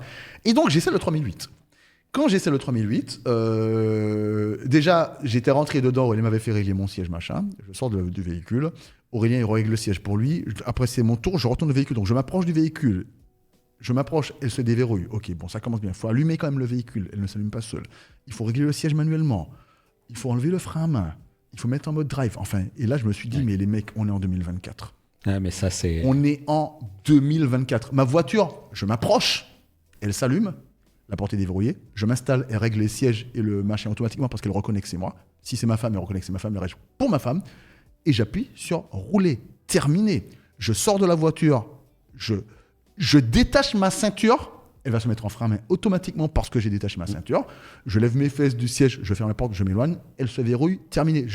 En gros, j'ai une étape. Sur la Peugeot, j'en avais 6. Et là, je me suis dit, mais les gars, comment c'est possible ? Et rien que ça, je me suis dit, mais c'est pas possible. Aujourd'hui, et même Lotus, qui, alors, c'est des voitures qui coûtent beaucoup plus cher, machin, il n'y a pas de souci. Mais la Lotus, il y avait un vrai effort de fait là-dessus, quoi. Alors oui, au début, il n'y avait pas de planificateur d'itinéraire. La veille, on l'a essayé chez Lotus, il n'y avait pas de planificateur. Le lendemain, il y a une mise à jour. Le jour où on laissait en live, il y a le planificateur qui est arrivé. Donc en fait, si tu veux, c'est des choses que je comprends pas trop, en fait. Je comprends pas comment tu peux... Moi, je suis un gars de chez ces boîtes-là, mais je regarde ce qui se fait ailleurs et je copie le mieux. Mais t'imagines pas le nombre de fois qu'on a pu partager ce genre de choses et des essais de certaines marques où tu rentres dans des voitures, où tu as encore des stickers, ou des trucs de base... On te les dit, ouais, attention, ça, c'est encore pas fonctionnel. Et t'es à quelques mois du lancement du véhicule, etc. Tu dis que c'est quand même bon. Pour en revenir à ce point-là, moi, j'ai eu beaucoup de discussions. Et alors, quand tu as une approche très tech de la voiture, tu te dis, mais pourquoi ça ? Et en fait, les gens te disent, non, mais on veut pas. En fait, ils ont l'impression que s'ils font différemment, qu'ils vont perturber leur clientèle historique. Et donc, du coup, c'est là qu'il y a des gros blocages. Et là-dessus, pour le coup, je pense que Tesla a quand même pas mal ouvert la voie. Tesla a démocratisé des choses qui, encore une fois, existaient depuis des décennies dans les bagnoles. Si tu vas voir des équipementiers comme Valeo, si tu vas voir des équipementiers comme Bosch, etc., ces gens-là ont dans leur bureau, dans leur carton, des choses que tu n'imaginerais même pas. Valeo, ils ont un tunnel de projection lumineuse, ils sont capables de faire des choses rien que sur l'éclairage, qui est un truc complètement. J'ai un ami qui travaillait chez Valeo qui me disait, quand je lui ai parlé des feux matriciels, il me disait, mes frères, nous ça fait. Il m'a dit, entendu. Tu vois des concepts, des protos de chez, enfin des véhicules de chez Audi. Enfin, Audi A8 avait même un lidar quand elle a été lancée il y a maintenant peut-être 5, 6, 7 ans, je sais même plus à quel. Et voilà, ils étaient déjà parés. Ils avaient pris ce risque. Et quand je leur demandais, mais pourquoi ? Parce qu'à l'époque, j'étais très voiture autonome. Moi, j'avais déjà fait de la voiture autonome aux États-Unis. J'avais fait des voyages de presse avec, notamment, c'était avec Intel, je crois. Ils nous avaient emmenés. On avait fait des tours de pâté de maison. Tu vois, les trucs que tu vois sur Twitter avec la Tesla. Bon, on l'a déjà fait il y a quelques années en arrière. Mais c'est un cadre législatif. Je suis pas sûr que les gens sachent, par exemple, qu'en Europe, il y a beaucoup de tronçons où les constructeurs automobiles, y compris les Français, font des essais. J'ai fait des essais à l'intérieur de Renault où tu passes des barrières de péage de la A13, c'est complètement robotisé, tu as des feux qui communiquent avec la voiture, on sait déjà. Donc il y a l'Europe est déjà sur bien des aspects un labo de recherche. Et c'est vrai que ça communique un peu moins parce que grosse industrie, parce qu'une industrie qui freine souvent des cas de fer. Tu vois, l'acteur historique de l'automobile est quand même très bridé. Par les équipes ou pas, j'en sais rien, mais en tout cas, sur l'aspect communication, etc., ils sont très bridés. Et quand Audi, pour en finir là-dessus, quand Audi lance la 8 avec le lidar, ils te disent juste, mais nous, c'est parce qu'on veut montrer à toute l'industrie et montrer même au gouvernement qu'on est paré, qu'on est prêt à le faire, on est prêt à y aller. En fait, ce sont ceux qui vont se mouiller, entre guillemets, pour que ça puisse, faire évoluer les choses. Et après, voilà, ça peut être accueilli plus ou moins bien. Parce qu'en fait, c'est vraiment cette sensation. Vision va prendre cher. J'ai pas envie d'être méchant. J'ai vraiment pas. Non, mais t'inquiète, restez connectés. Tu verras, c'est vraiment. Ici, on discute. On est là dans la discussion. Ça part comme ça part, et puis on verra où ça nous mène. Mais en fait, j'ai pas envie d'être méchant. On va revenir donc à la VR. J'ai pas envie d'être méchant. Je suis jamais méchant gratuitement. Et tu vois, la dernière fois dans le chat, il y a quelqu'un à qui j'étais en train d'expliquer que moi j'avais été assez déçu et j'expliquais pourquoi. Et je vais t'expliquer pourquoi. Tu me diras ce que t'en penses. Peut-être que toi, en fait, tu seras pas d'accord avec moi. Mais personnellement, c'est un truc qui m'a dérangé. Et en fait, dans le chat, la personne, elle s'est sentie un peu. Je sais pas si elle travaillait chez HTC ou quoi, mais elle s'est sentie un peu. Elle a dit ouais, mais c'est parce que si c'était pas Meta, je fais ben non, en fait, moi, mes 2 premiers casques de ma vie, c'était des HTC Vive. J'ai eu un Vive Pro, j'ai eu un Vive normal en 2016 et en 2018, j'ai eu le Vive Pro quand il est sorti. C'est quand même le Vive Pro, c'était 1 200 € à l'époque. Hein. Enfin, c'était pas donné, tu vois. Et j'ai pas reçu, hein, je les ai achetés ces casques, tu vois. Ça veut dire que j'étais très satisfait du Vive normal. Et après, j'étais très satisfait du Vive Pro parce que je voulais une expérience supérieure à celle que j'avais déjà et j'en étais content. Le truc, c'est que moi, depuis quelques temps, en fait, donc, effectivement, à un moment donné, moi, j'ai pris, pour te raconter juste mon parcours VR, et comme ça, Rames et Mathieu, de rester connectés, pourront un petit peu voir un petit peu comment mon cheminement s'est fait avec la réalité virtuelle. À un moment donné, il y a Oculus Rift qui était là bien avant. Moi, j'ai toujours aimé les précurseurs, parce que je trouve qu'en général, quand tu es là pour... Comme pour Audi, tu vois. Quand tu es là pour essayer de montrer une voie, je trouve que tu mérites d'être salué. Par exemple, je suis pas chez Free. Je suis chez Orange, pour être honnête avec toi, mais je salue Free parce qu'ils ont été précurseurs d'un Internet pas cher, etc. Tu vois. Bref. Donc, une fois, il y a le Quest 2 qui sort. Donc, le Quest est sorti, il ne m'intéressait pas du tout. Le Quest 2 sort, il ne m'intéresse pas du tout par défaut parce qu'un casque, moi, je suis sur PC, j'ai une grosse machine en plus, je vais en profiter. Un jour, ils font une première mise à jour, je crois, où ils font passer de 90 à 120 Hz ou de 72 à 80, je sais plus. Bref, ils font une mise à jour comme ça. 90. Voilà. Là, je dis, bon, déjà, ils font des mises à jour, ça veut dire qu'ils avaient caché des trucs de point de vue hardware, plutôt intéressant, pourquoi pas. Deuxième mise à jour, et là, ils ont commencé à titiller ma curiosité. Mise à jour pour que ton casque Quest 2 puisse être branché avec un câble USB-C sur ton PC. Donc, ton casque, qui est uniquement autonome, ce qui pour moi était une contrainte, en fait, en réalité, devient un avantage parce que tu as le côté autonome, mais en même temps, si tu veux jouer sur PC, tu peux le brancher. Alors là, je me suis dit, ok, bon, vous avez ma curiosité. Après ça, quelques mois après, voire même quelques semaines après, la mise à jour évolue, ils inventent le Airlink et ils te disent, maintenant, tu connectes ton casque à ton modem, ton PC est connecté au même modem et tu peux jouer sans fil. Ils avaient ma curiosité, là, ils ont eu tout mon intérêt. À ce moment-là, précisément, tu t'es dit, c'est bon, j'ai pris un Quest 2. Précisément à ce moment-là. Je prends le Quest 2, Je configure le Erlang, je trouve que ça marche très bien. En plus, moi, tu vois, j'ai un petit appartement. Donc, je pousse Pas de mon... difficulté particulière. Ouais. Je pousse mon canapé, mon machin, et hop, je peux jouer dans mon espace salon tranquillement. Et là, je me suis dit, waouh, qu'est-ce que c'est que ce bordel? Et à cette époque-là, tu vois, vous me direz, toi ou Mathieu ou comment Ou Rames. ou Rames, vous me direz si je me trompe, mais en tout cas, à ce moment-là, précisément, j'avais la seule solution alternative que j'avais pour pouvoir faire de la VR sans câble, c'était un truc que tu rajoutais derrière le Vive qui coûtait 250 €, donc quasiment le prix du Quest à l'époque. Ouais. Tu le rajoutais derrière, c'était un branchement compliqué pour pouvoir le faire. En plus, moi, je suis pas un grand bricoleur. Et puis, t'arrivais avec un tracking autonome, là où il fallait installer les balises avant, Voilà, etc. exactement. Non, mais la simplification de l'approche était énorme. Ouais. Exactement. Alors, Virtual Desktop, je t'en parlerai dans un petit moment. Parce que moi, j'ai payé Virtual Desktop depuis des années et en fait, il y a des trucs que j'arrive pas à faire. Mais on en parlera entre nous, tiens, ça, à l'occasion, pourquoi pas. Et donc là, moi, je bascule sur le Quest 2.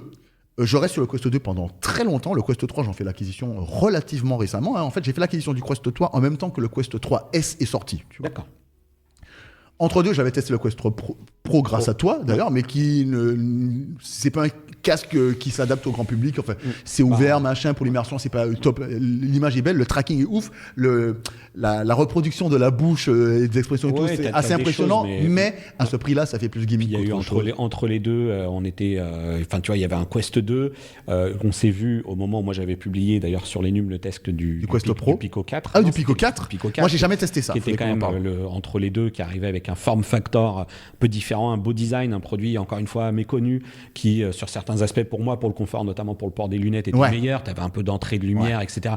Mais ils arrivaient avec une plateforme vraiment meilleure, avec des meilleures lentilles, etc.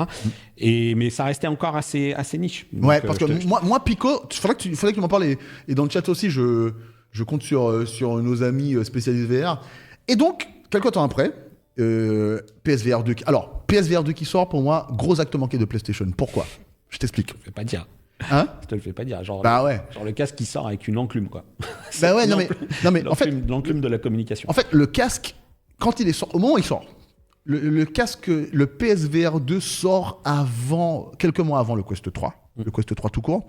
Au moment où il sort, moi, je me rappelle dans le chat, les gens, je leur disais, en fait, le casque, moi, j'avais essayé. J'avais trouvé qu'il était assez fou. Et je disais, mais s'il est compatible PC assez vite et qu'il n'y a pas ce qu'on a aujourd'hui, en fait, malheureusement, donc on a un casque qui est compatible PC, qui est sorti trop tard en compatibilité PC, qui te demande un branchement qui était cher, et puis là, on a vu que... Qui coûte cher, mais à l'époque où il est sorti, rappelle-toi, à l'époque où il est sorti, il coûtait 600 balles, mais à 600 balles, sans le Quest 3 dans le chemin, le seul défaut, c'était le câble, en fait, en réalité. Et puis le fait qu'à ce prix-là, il fallait que tu rajoutes la console. Voilà, mais s'il était sur PC.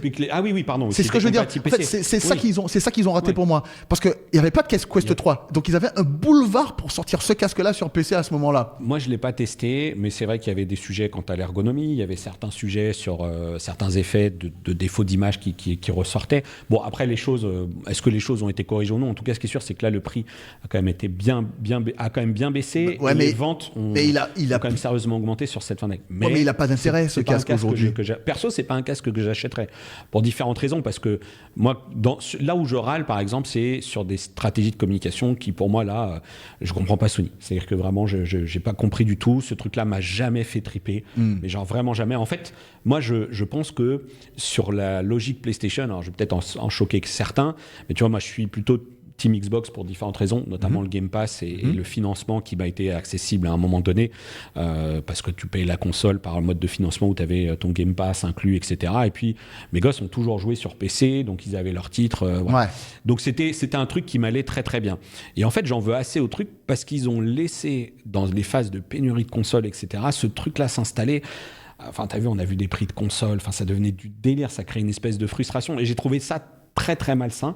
Alors c'est sans doute pas les premiers, mais et voilà. Et la com autour du PSVR 2, moi le casque m'a jamais intéressé. Franchement, ce casque-là m'a jamais intéressé. En vrai, moi quand j'ai mis sur, alors la première fois donc on l'a reçu à la rédaction, je l'ai mis sur la tête. J'ai lancé des jeux vidéo dessus, Horizon par exemple, Gran Turismo, Resident Evil machin. J'ai pris une petite claque. Pourquoi? Alors il y a deux raisons, c'est que ça faisait il y avait rendu foveal et eye tracking. Ouais. Tu fais la combinaison des deux, ça fait que ton image elle est le calcul, il est fait de façon limitée, donc tu n'as pas une image qui calcule entièrement. Ouais. Donc, fatalement, un jeu comme Horizon, oui, c'était vraiment magnifique. Et en fait, le casque, ça rendait bien, ça fonctionnait bien, leur manette, ça marchait, leur systématique, ça marchait plutôt pas mal. Et à cette époque-là, tu vois, il n'y avait pas... S'il le sortait sur PC, avec tout ça, au moment où il est sorti, en vrai, ça aurait pu marcher. Le problème, c'est que 3 mois après, t'as un Meta qui sort un Quest 3, en fait. Bah voilà, Ils sortent un Quest 3 au même prix. Ouais. À peu près, hein. C'était 550 pour la Ouais, version 128. En autonome, quoi. Et en autonome. Enfin, Donc, du coup, 2 fois moins cher parce que tu as besoin d'une machine qui va avec. Avec des lentilles de meilleure qualité. Donc, des pancakes au lieu de Fresnel. Il me semble que sur PlayStation, c'était encore des Fresnel. Et donc, pour en venir à... Donc, quand moi, j'ai essayé le Quest 3 récemment, hein, relativement... Avec le Quest 3S, tu vois. Je me dis, donc waouh, c'est très récent. c'est très récent. Hein. Tu vas encore en découvrir des trucs. Purée, mais moi- D'autant que toi, effectivement, bah là, déjà, tu dois bien voir qu'il y a quand même pas mal de mises à jour. Malheureusement, tu arrives un peu à la période où les mises à jour deviennent un peu lourdes. Ouais. Et le casque commence à tousser un peu. On sent que, voilà, mais il va falloir trouver des petites opties, notamment Ok. dans les échanges avec Qualcomm. Mais c'est pareil, si tu mets à jour, si tu as toujours ton Quest 2, tu as bien vu que le casque, tu parlais tout à l'heure de Tesla, au moment où tu l'achètes et quelques mois Bah plus oui, tard, c'est mais plus du tout les mêmes. Tu c'est as un une truc de fou. évolution Ouais, c'est un truc de fou. sur la performance et sur l'écosystème du casque qui font que ça se métamorphose et tu investis oui. dans un truc. Après, voilà, je sais que certains peuvent être réfractaires à l'idée de se dire c'est un produit méta et mon Alors que là, compte, ils ont fait... etc. Sur là-dessus, il y a quand même des choses qui ont changé, Ouais, heureusement. moi, pour le coup, je me pose même. Moi aussi, trop je me de posais pas la en fait. question. Mais en réalité, il y a des choses qui ont changé. Tu n'es pas obligé d'avoir ton compte Facebook de connecter. Tu as juste un compte méta méta, à ouais. part. Enfin, bref. Ah oui. Et donc, moi, j'essaie le Quest 3, je me prends une gifle. Alors que, tu vois, je passe des... Si je te montre mon nombre d'heures sur SteamVR, sachant que j'ai beaucoup d'heures sur Quest, parce que depuis que j'utilise le Quest, Ouais. je suis moins sur SteamVR par défaut, parce que même s'il y a quelques jeux qui lancent sur SteamVR, mais je sais plus comment ça s'appelle le L'expérience protocole. est bien en autonome maintenant. Non, mais même au-delà de l'autolome, hein, même j'utilise le protocole, c'est quoi, c'est OpenXR. Enfin, au lieu de, il y a des jeux, notamment des jeux indés ou des trucs de genre, où tu peux choisir de lancer via SteamVR ou via, je sais pas si c'est OpenXR, quelqu'un me le dira. Moi, je suis très team Virtual Desktop, mais pour le streaming sans fil. En tout cas. Non, mais moi, c'est même pas ça. Moi, c'est des jeux, des vrais jeux en VR sur PC. Oui, d'accord. Tu vois, Ok. c'est pas jour pour regarder Ah, oui, mon ok. PC. Ok. Je vais essayer de te montrer sur SteamVR seulement, je dois avoir 4000 heures, tu vois, sur SteamVR. Et donc, j'utilise le Quest 3. Je me prends gifle sur gifle, vraiment, hein, entre le pass-through, entre le fait que le truc il reste figé là où tu l'as posé, les images, un peu comme sur l'Apple Vision d'ailleurs, qui est pas un casque pour moi, l'Apple Vision, hein, pour plein de raisons. C'est pas du tout au-delà du prix, c'est pas un casque pour moi, pour plein de raisons. Mais tu sais que c'était l'attente, il était un peu attendu, notamment par tout un pan des gens de la VR. Il était vraiment attendu comme la solution qui allait Ouais. tout révolutionner, mettre le focus sur cet usage, etc. Et on a bien vu d'ailleurs, et malheureusement, c'est ce dont on se parlait déjà tout à l'heure, c'est que du coup, ça a créé un buzz et une hype qui a forcément donné lieu à de l'intérêt de certains médias qui peut-être n'auraient jamais mis un casque de leur vie si c'était pas un truc avec une Avec une produit pomme Apple. dessus. Voilà. Et donc N'est-ce du coup, pas forcément, ça donne lieu à des choses qui sont relativement mal expliquées, relativement mal contextualisées, et surtout avec une certaine méconnaissance de ce qui est fait par ailleurs. Oui. C'était assez, tu vois, il y avait tellement de choses. Moi, j'ai fait une vidéo, je voyais des vidéos, je me disais, ouais, en fait, ça, je le fais déjà avec mon Bah casque oui. à 500 balles, je comprends Bah pas oui. bien l'idée. Voilà. Mais à ce moment-là, tu ronges ton frein et tu te dis, bah voilà, et on sait que le jour où les gros s'approprient un sujet, forcément, ça fait plus plus de parler. buzz et plus de parler. C'est comme ça. Et donc, on arrive. Alors attends, qu'est-ce que me dit Mathieu? Tu as SteamVR et MetaQuest Link App PC. Oui, en fait, non, moi Steam. En fait, quand je lance un jeu VR sur Steam, par exemple, il me propose de le lancer via SteamVR. Quand j'ai pas le choix, je le fais comme ça. Par contre, quand j'ai le Oui, choix, c'est le petit menu qui s'affiche. voilà. Mais quand j'ai le choix, je lance un jeu et ça ne lance même pas SteamVR, quoi. C'est en natif. Ça passe. Je sais pas si ça s'appelle OpenXR ou quoi, mais en tout cas, ça passe en natif par le casque, mais lié à mon PC. Ça passe par Oculus Rift. L'interface Oculus Rift, en fait.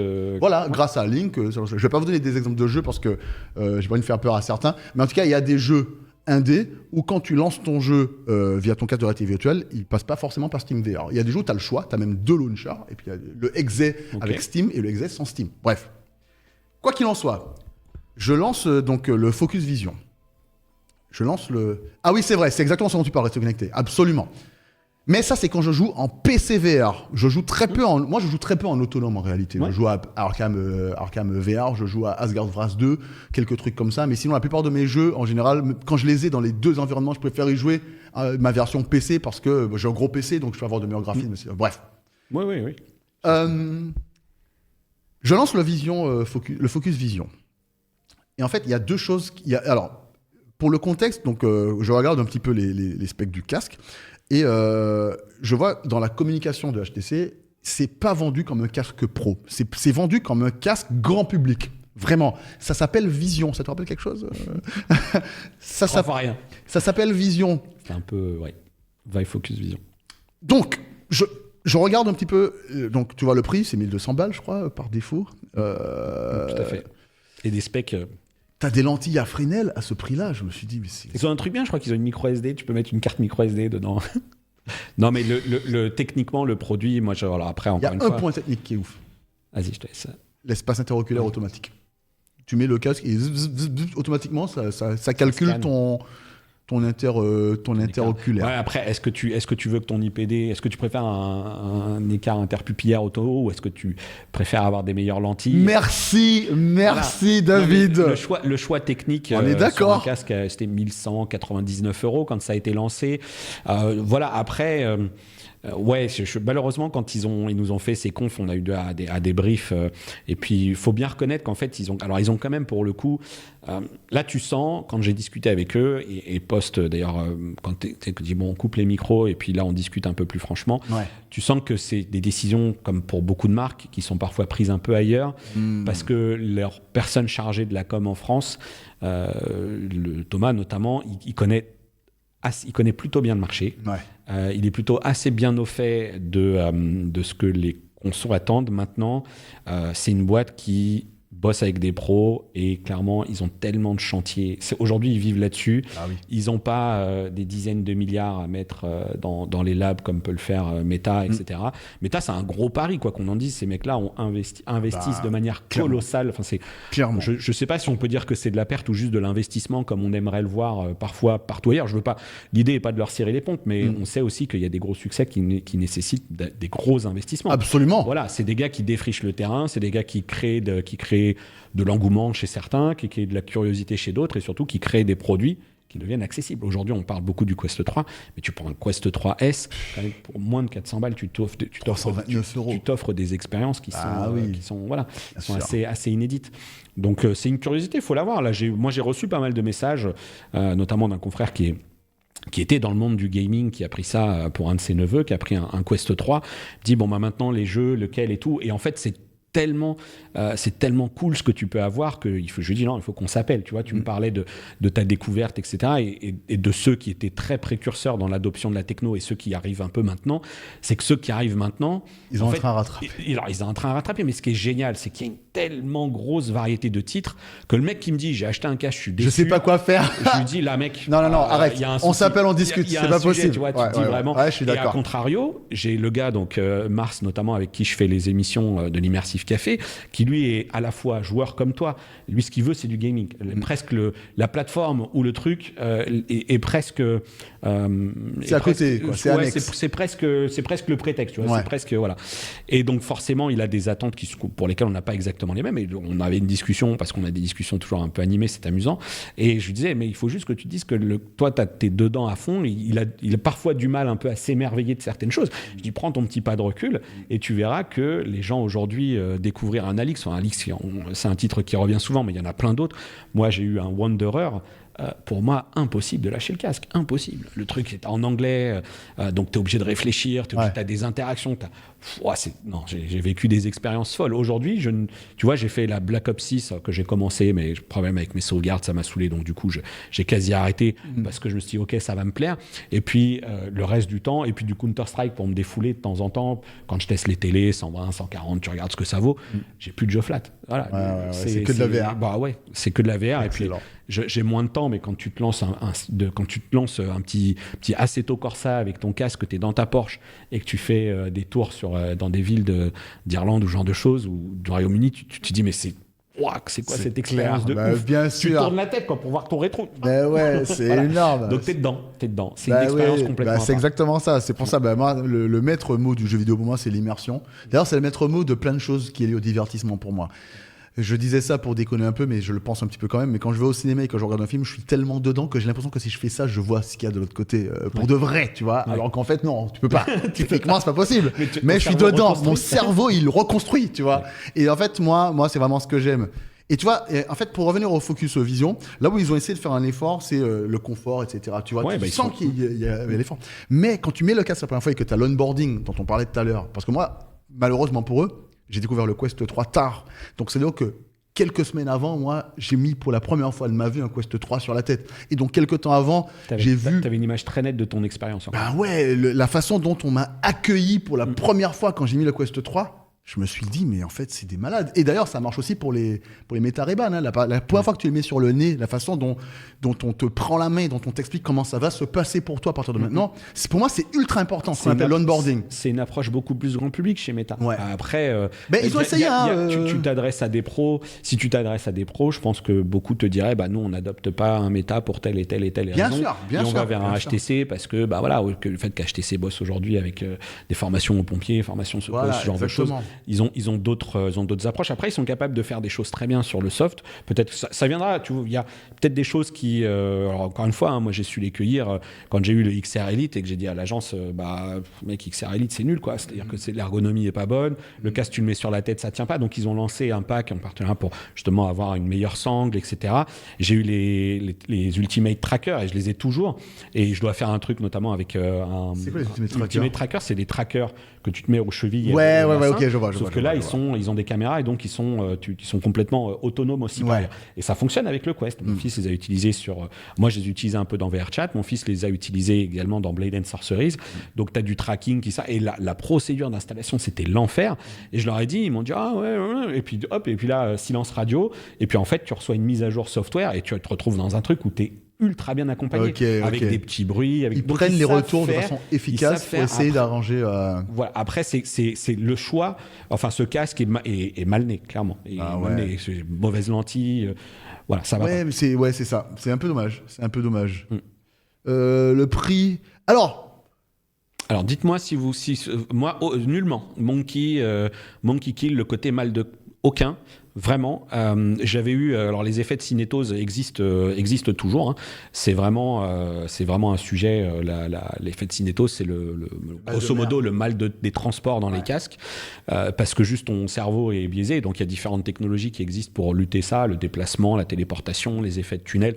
Ça fonctionne plus ou moins bien. Évidemment, tu vis pas ton expérience pareil que quand tu es en déplacement libre. Et puis, alors, free roaming, c'est encore autre chose.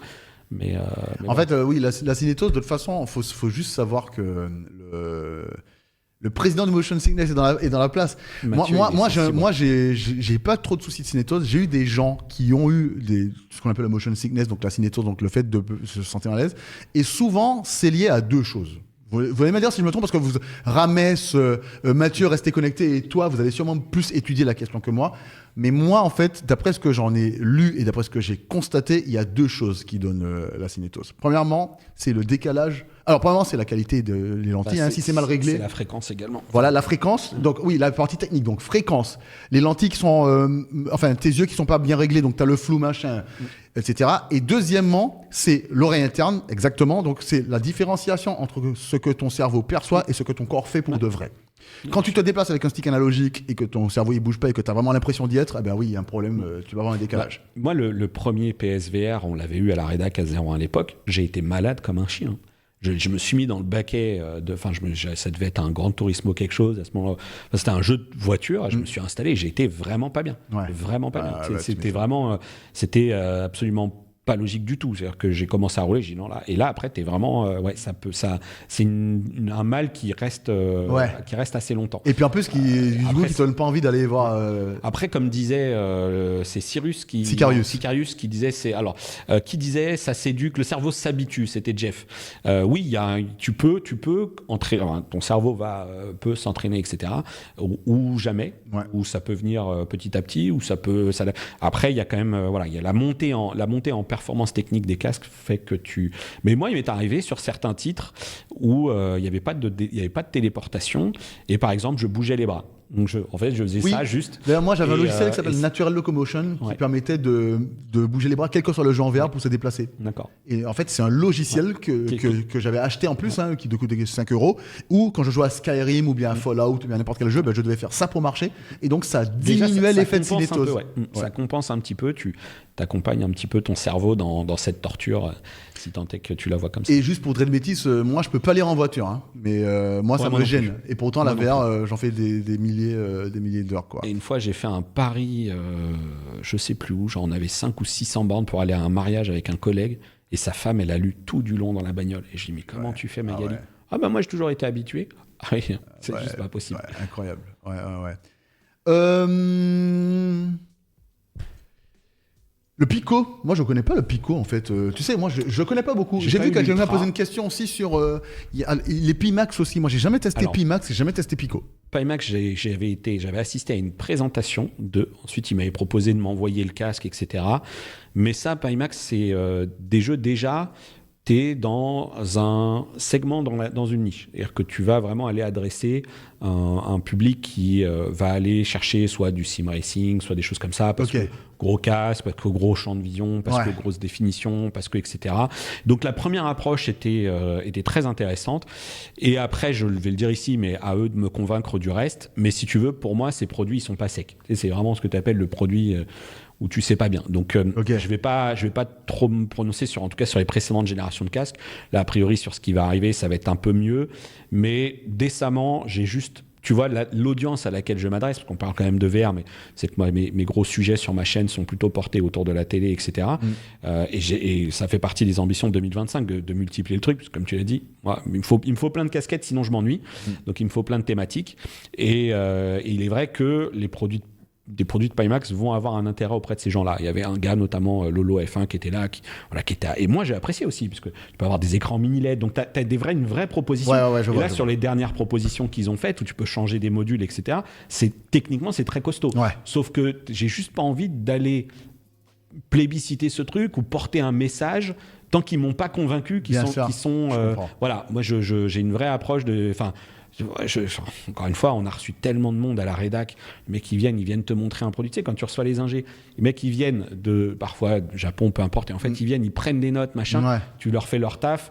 Tu dis, bon, ok, très bien, mais tu sens que les trucs sont un peu pas secs. Donc, il y a un recul d'expérience, je dis très modestement, mais professionnel, où là, tu dis, non. Maturez votre truc, on s'en reparle plus tard. Donc moi, Pimax, je les positionne plutôt, à tort ou à raison, plutôt là, parce que du coup, là où j'ai tort, c'est que je teste pas les produits, mais en même temps, si c'est pour qu'ils m'envoient un truc pendant une semaine et qu'ils s'attendent à ce que je dise que c'est bien, c'est-à-dire que les acteurs historiques de la tech n'ont pas encore réussi à me faire dire qu'un produit était bien, c'était pas le cas. On s'est tous retrouvés, moi j'étais blacklisté de certaines marques, voilà. Bon bref, parenthèse refermée. C'est comme ça, c'est le métier qui veut ça. Vie, voilà.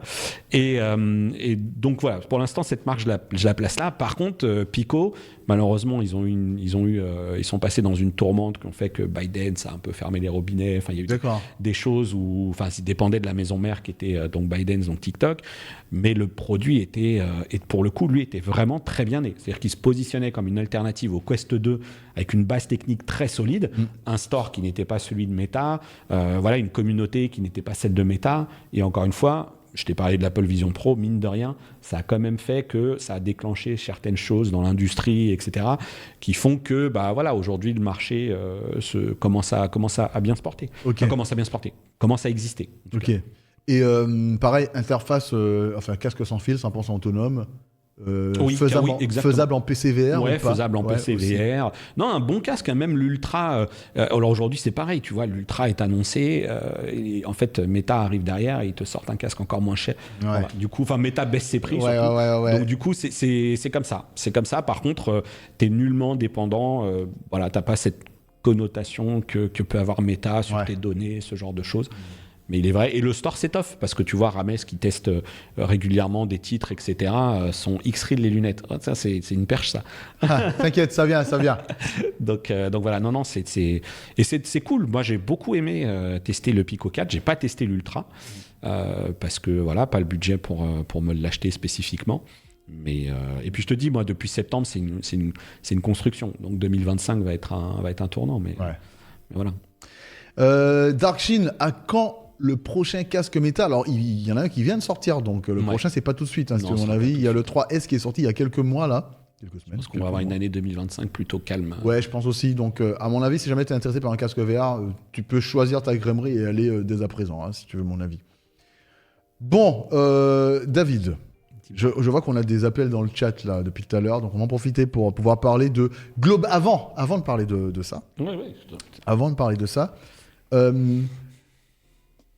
est-ce que tu as des produits spontanément comme ça qui te viennent, qui ont pu te marquer? Genre, je sais pas moi, la première fois que tu as mis un casque VR sur la tête, la première fois que tu es rentré dans, je sais pas. Est-ce que tu as des produits tech où ça t'a marqué en positif, voire même en négatif, pourquoi pas? Si jamais tu en as auquel tu penses, si tu en penses à rien, tu me dis écoute, j'ai rien pour l'instant en tête. Moi, en fait, un peu tout. D'une manière générale, un peu tout. Tu sais, des fois, je peux m'émerveiller, alors entre guillemets, hein, de la perf d'un aspi-robot. Je dis, tu vois, c'est complètement du délire. Il y a rien mais c'est juste qu'en fait, tu as testé des aspirateurs robots qui coûtent plus de 1 000 €, qui font un résultat, c'est pas terrible. Et puis là, tu as des petits acteurs qui arrivent, ils te sortent un truc que tu vas retrouver dans des enseignes à 249 €. Et le truc, il fait le taf et tu dis, ah ouais. Ok, donc ça c'est le côté, c'est cool, il y a des technos qui maturent, qui progressent, ça arrive vite, etc. Naturellement sur la télé, il y a des trucs qui sont assez fous à découvrir.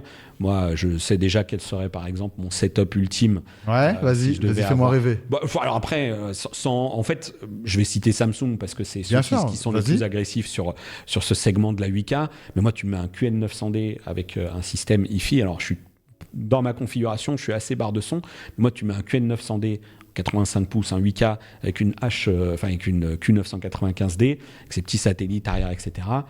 Moi, c'est mon cadeau de Papa Noël parce que moi, la 8K, j'en ai vu déjà pas mal de bénéfices, notamment parce que c'est là où ils intègrent les plus grosses de leur techno.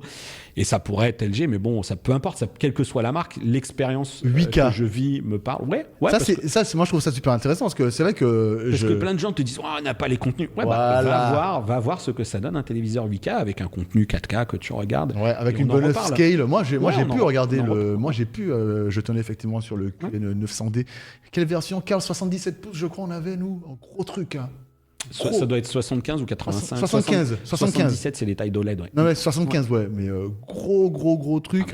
Et c'est vrai que. Une bord ultra fin. C'est un très beau produit. Ouais. Ah bah tu vois, c'est amusant ça, parce que j'entends pas souvent les gens qui parlaient de 8K en fait spontanément, et moi je trouve ça super intéressant. Une bonne barre de son. Et une bonne barre de son, et pour le coup, j'ai eu des retours, alors après parce que j'ai une communauté Discord avec laquelle je suis assez proche, qui a grandi là de manière imprévisible. Ça, c'était assez ouf de voir ça, les gens qui se posent vraiment des questions, et ça te met face à certains trucs qui rejoignent un peu ta question. C'est qu'en fait, toi, tu t'émerveilles de certaines choses, et puis tu as des retours d'utilisateurs où tu dis, en fait, on est quand même très très en avance sur ce qu'attendent les gens, sur la compréhension des gens. Je dis encore une fois, je dis très humblement, notre rôle, c'est d'informer et d'expliquer à chaque fois. Et parfois, en revenir un petit peu au basique, ça fait du bien. Tu vois, j'ai fait des briefs face à des professionnels du secteur de l'hi-fi, retour de CES. Une marque me dit, est-ce que tu peux venir présenter chez nous, dans notre forum, faire un événement pour nos revendeurs spé, etc. Et tu fais cet événement, tu parles, les gens te connaissent, tu fais ton truc, et en fait, à la fin, les gens te disent, non, mais c'est cool, tu nous as parlé de ça. Mais nous, aujourd'hui, on a nos clients en région, ils ont encore pas le tuyau pour faire, c'était il y a quelques années, ils ont encore pas le tuyau pour faire arriver de la 4K chez eux. Tu vois, le truc débile, mais pourquoi aujourd'hui t'as pas un téléviseur qui, comme sur ton smartphone, te propose de mettre tes séries en cache? C'est du délire. Tu mets une clé USB, tu utilises un DRM ou peu importe, tu mets de la mémoire, j'en sais rien plus dans les téléviseurs, et tu mets tout le monde d'accord. C'est-à-dire que le soir, tu lances ta série, tu télécharges ton truc, tu reviens le lendemain, tu as ta série en Ultra HD, en HDR, dans la mémoire tampon du TV. Voilà, c'est des petites choses comme ça que j'aimerais voir, moi, débarquer, l'année prochaine notamment, pourquoi pas. Et le produit qui m'a fait l'effet waouh, on va en parler. Et après... une grosse déception dans la tech au global ou pas? Même dans la tech, genre, je sais pas moi... Qu'est-ce que je peux dire comme sujet? Une grosse déception dans la tech... Un truc où tu te dis, c'est du gâchis, ou c'est dommage, ou bien c'est nul, l'IA c'est de la merde. Enfin, je sais pas. Alors là, non, ne me lance pas là-dessus. Pas à 13h10. Pas à 13h10, non, parce que là.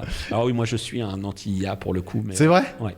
Ah ouais, c'est ça. Mince, j'aurais dû le lancer là-dessus plutôt. Alors, est-ce que tu peux me dire juste en 2 mots pourquoi ? Juste en 2 mots, pourquoi ? Je pense que, en fait, c'est pas que je suis un anti-IA, c'est que pour l'instant, j'ai pas trouvé la personne qui a su me convaincre que c'était pas un truc au détriment, que c'était pas un truc utilisé au détriment d'un travail personnel. Tu vois, pour moi, alors peut-être parce qu'encore une fois, commencer dans une petite équipe, tu multiplies les compétences, tu traques la soupière, tu te fais suer sur ça, sur ça, sur ça. Et moi, à ce truc-là, j'y oppose souvent du dommage collatéral. On ne peut pas tous embaucher des gens. Moi, je suis tout seul. J'adorerais embaucher un monteur. J'adorerais embaucher quelqu'un qui puisse me faire mon site internet. J'adorerais embaucher quelqu'un qui ferait mes réseaux sociaux. Et grosso modo, tout ça, il y a des solutions dans l'IA. Enfin, j'ai vu des trucs aujourd'hui encore ce matin sur des vidéos générées par IA, sur des programmes. Je me dis non, mais ça, c'est pas possible. C'est trop surréaliste pour que ce soit vrai. Et effectivement, c'est généré par de l'IA. Donc, tu arrives à l'identifier assez vite. Mais on se parlait de désinformation là-dessus. Et tu vois, tous ces trucs-là, si à un moment donné, c'est pas correctement contrôlé, je pense que ça va devenir un problème. Mais au-delà de ça, il y a quand même pas mal de gens qui me parlent de ces trucs-là. Et je dis, ouais, en fait, soit tu utilises l'IA parce que t'as pas les moyens techniques de te prendre quelqu'un pour t'accompagner, pourquoi pas. Soit en fait, ça masque une forme d'incompétence ou de non-savoir-faire. Et je dis, tu fais quoi du coup ? Tu essayes d'y aller, de te creuser un peu le truc, de te former ou pas, ou tu utilises l'IA. Donc en fait, pour moi, c'est arrivé à un moment donné où c'était une réponse facile à un truc où moi, dans ma carrière professionnelle, justement, j'étais plutôt en train de me dire, mec, t'as décidé de te mettre à ton compte, donc vas-y, défonce-toi et mouille le maillot. Alors, voilà, grosso modo, pourquoi ? Je comprends parfaitement, mais je pense qu'on pourrait avoir de bonnes discussions parce que personnellement, moi, j'utilise moi, je sais que tu es plutôt plusieurs plutôt IA friand. Ouais. différentes et beaucoup. Quand je te dis beaucoup, c'est vraiment. Ouais. Non, mais tu auras beaucoup. sans doute plein de choses à m'apprendre. Hein. Et je pense que j'aurais pas mal de choses à te raconter. Je peux te donner un exemple tout bête. Tu parlais de travail. Je peux te donner un exemple de travail sans le lier à de l'incompétence et sans le lier à du remplacement de Non, mais j'en suis persuadé. personnes. Mais un exemple tout bête, c'est que je faisais une vidéo et j'étais en train d'écrire une vidéo pour voir la tourner le lendemain. Et pendant l'écriture, et donc à un moment donné, je dis à mon intelligence artificielle, écoute, je l'avais laissé en dialogue ouvert depuis à peu près une demi-heure. On était en train de discuter, je disais ce que j'étais en train de faire et tout. Et à un moment donné, je lui dis bon, c'est bon, je vais te lire ce que j'ai fait. Je te le lis avec mon ton et j'aimerais que tu me donnes ton retour là-dessus. Et donc je lui lis le truc. Je fais bonjour à tous et bienvenue sur les miracles. Aujourd'hui, on va parler de nanana, bam bam bam bam. Je lis le truc. Et je lui dis alors, t'en penses quoi ? Elle me dit écoute, Tanguy, là tu t'es répété, t'as dit tel mot. Ouais. Tu vois, en fait, c'est quelque chose que je peux faire, mais c'est un gain de temps. Parce qu'elle me l'a dit, elle me l'a identifié. J'ai dit ah mince, attends, quel mot je peux mettre pour remplacer ? Elle me dit ouais, tel mot. Je fais non, en fait, celui-là, c'est trop. Là, tu l'utilises comme quelqu'un utiliserait un correcteur de texte dans un article. C'est-à-dire que tu l'utilises, enfin de ce que tu m'en décris. Mais sauf que, en fait, là, je te l'ai raconté en très condensé et surtout sur un exemple. Mais en fait, c'était un dialogue tout le long du truc. C'était moi qui créais. Sauf que je discutais et c'était du tac au tac, du question-réponse ou bien du bam bam bam bam bam bam. Tu vois. Je sais pas. Hier, par moi, exemple, tu vois, en opposition à cela, par exemple, alors encore une fois, c'est quelque chose je vais le faire très court, mais c'était ce qu'on faisait à une époque en réunion de rédaction. C'est-à-dire que réunion de rédaction, tu te réunissais quand tu avais le temps, tu commençais à orienter ton sujet, tu t'en parlais avec les autres et comment tu vois, etc. Ouais. Et le sujet était là. Mais encore une fois, moi, le vrai sujet, c'est que je suis presque un vieux dans tout ça. C'est-à-dire que en plus, j'ai un vrai blocage. Moi, j'ai quand même quelqu'un d'assez proche qui a un gros gars de l'IA, qui a aujourd'hui, qui est une personne qui, en France, qui, je pense, pèse plutôt pas mal, et m'a déjà dit, il faut qu'on parle. Et je lui ai déjà dit aussi beaucoup, ça va être très dur de réussir entre guillemets, à me faire changer d'avis, parce que moi, aujourd'hui, je suis défiant sur beaucoup de choses que je regarde. Ouais. Beaucoup de choses que je regarde où, tu vois, le côté un peu imposteur du gars qui va juste devenir animateur, en fait. C'est-à-dire qu'aujourd'hui, le gars peut se retrouver à demander à l'IA de lui écrire un truc, et puis, en fait, tu es compétent ou pas, en fait, tu deviens animateur. Alors, je dis pas que c'était ton cas, mais j'ai peur qu'on en arrive très vite finalement aller chercher cette solution comme étant de la facilité. C'est vrai que ça pourrait arriver, mais c'est comme quand tu fais une recherche. Quand je fais une recherche sur Google en plusieurs étapes et quand je demande à l'IA simplement et que je fais une vérification derrière, c'est juste, pour le coup, c'est un gain de temps. Mais on en parlera. C'est ce que les gens me disent souvent. On en parlera en détail plus tard, juste off tranquillement, pour que je puisse te montrer du concret sur toutes les centaines de recherches et de trucs que je fais tout le temps. Maintenant, ce dont je veux qu'on parle, de ton coup de cœur. Parce que tu as ramené un coup de cœur. Il prépare en fait ton shotgun Technoguerra. Qu'est-ce que c'est? Alors, on a peut-être raté des choses. Hein. Si on a raté des choses... Ouais, répétez, n'hésitez pas. Hein, n'hésitez le pas. chef de la régie derrière nous. En éditant l'audio, ce sera encore mieux. Mais en fait, quand je parlais de discussion, c'était vraiment que l'IA était ouverte et que moi, je posais une question, répondais. Non, mais tu sais, on m'a proposé le boîtier Plo en test, là, le truc que tu colles derrière ton smartphone, qui grosso modo t'écoute en permanence quand tu as tes conversations, etc. Et derrière, c'est un truc, tu le colles au dos de ton smartphone et il écoute intégralement ce que tu dis, ce que ton interlocuteur te dit. D'accord. Et à la fin, tu raccroches et il te ressort le résumé de la conversation, etc. Et ça, on me l'a proposé en test et en fait, j'ai hésité à, entre guillemets, accepter ce truc-là. Aujourd'hui, j'ai toujours ce blocage, donc je me dis, pour l'instant, ne le prends pas, tu n'es pas mature pour aller vers ça. Ou alors, au contraire, fais-toi violence, prends-le et vois si vraiment ça arrive à te convaincre. Parce que pour moi, c'est... Bon, bref. Mais en fait, moi alors, ce que tu es en train de me raconter là, je suis curieux, hein, moi je ne connais pas. Le problème, c'est que... Si les gens veulent regarder, c'est PLAUD. Je vais regarder, mais moi, tu sais ce qui me fait peur. La taille de 2 cartes bancaires. Ce qui me fait peur dans ce que tu me dis là, c'est que souvent il y a pas mal de choses qui sont proposées avec des idées qui ont l'air cool, mais si c'est mal exécuté, c'est un truc à te le mettre à dos une fois pour toutes. Deux exemples. Vas-y. Je t'apporterai un truc qui me fait beaucoup rire aussi. Un smartphone Android 2. Quand beaucoup de gens disaient à une époque Android c'est nul, l'iPhone c'est mieux. Et en fait, leur seule expérience Android c'était un Wiko à 80 €. Ouais. Donc, ou alors la voiture électrique c'est nul. Et en fait, la seule différence c'est la E208. Ouais. Voilà. Pour moi, c'est exactement pareil. Si tu me dis une voiture électrique c'est bien, c'est nul, et que tu as essayé pendant 2 mois une Tesla pour de vrai au quotidien, là je peux entendre ton argument. C'est pour ça que moi j'ai peur. Et encore que c'est peut-être même pas encore. Et encore. Mais c'est pour ça que j'ai peur de Plod, moi. J'ai peur parce que ce que tu me dis là, ça a l'air cool, mais j'en ai jamais entendu parler. Est-ce que ça fonctionne? Comment ça fonctionne? Ce que tu racontes là que ça fait, mon téléphone le fait en natif. Par exemple, le résumé de conversation, choses là. Ouais. Donc j'ai juste peur. Et donc en fait, là, moi, qu'est-ce que je ferais à ta place si moi j'étais moi, c'est-à-dire en tant que gars qui utilise déjà tous les jours ce genre de service-là, eh ben je demanderais à tester. Mais faisons un truc ensemble. Faisons un truc ensemble, peu importe ici ou sur ma chaîne, sur ce que t'apportent les IA vraiment. Et moi, je te dirais si c'est quelque chose où je te dirais, ok, ça c'est pertinent. Okay. Et ça, est-ce que finalement la solution elle est pas là? Voilà. Okay, écoute, avec mon truc parce que j'ai un profil où, en fait, j'ai toujours eu. Tu sais, j'ai bossé dans une boîte où, grosso modo, c'était « dis-moi de quoi tu as besoin, je vais t'expliquer comment t'en passer ». Donc, il fallait qu'on soit toujours dans la composition, toujours. Quand je pars aujourd'hui tout seul sur un salon, j'ai le trépied avec une caméra, l'autre la GoPro vers moi. Donc, c'était le côté débrouille. Et je me refuse globalement, du coup, à aller peut-être aborder ces solutions-là parce que j'ai l'impression juste que c'est pas mon travail. Voilà. Alors que, tu vois, que moi, moins j'en fais et plus je peux attribuer... Plus je peux attribuer de l'efficacité à ce que je fais pour de vrai. Ouais. Et donc, ce qui fait que si je peux avoir un truc qui va cadrer automatiquement... Ah mais j'en suis bien conscient, je ne t'imagine pas. Et que moi, du coup, j'ai pas besoin de penser à ça, mais qu'en revanche, je peux penser à ce que je vais dire la phrase d'après, ça me permet de gagner du temps. Mais je l'entends complètement. C'est pour ça que je te dis que j'ai un truc c'est juste il faut que j'arrive à me tordre, le cerveau et attends, j'ai un exemple pour toi. Tout bête. Pareil, en discussion avec mon IA, machin, à un moment donné...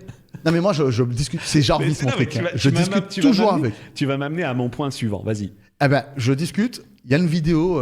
Non, ma femme m'envoie 4 photos de ma fille. Elle me dit, Tanguy, est-ce que tu veux me faire un montage? Je ne sais pas faire de montage. Je ne sais pas. Non, vraiment, je ne sais pas le faire. Il fallait que je les mette dans l'ordre... 8 photos sur une feuille A4 à la verticale, dans l'ordre de naissance. J'avais pas le temps. Je pourrais le faire. Parce que je pourrais essayer. Moi, je ne suis pas Carl, je ne peux pas utiliser les Photoshop machin en avancé comme Carl, je ne sais pas faire ça. Je pourrais. J'ai mis les 8 photos, j'ai envoyé les 8 photos à l'IA, j'ai dit les photos ne sont pas dans l'ordre, est-ce que tu peux me les mettre sur une feuille A4 en verticale et m'en sortir un PDF dans l'ordre dans un ordre chronologique.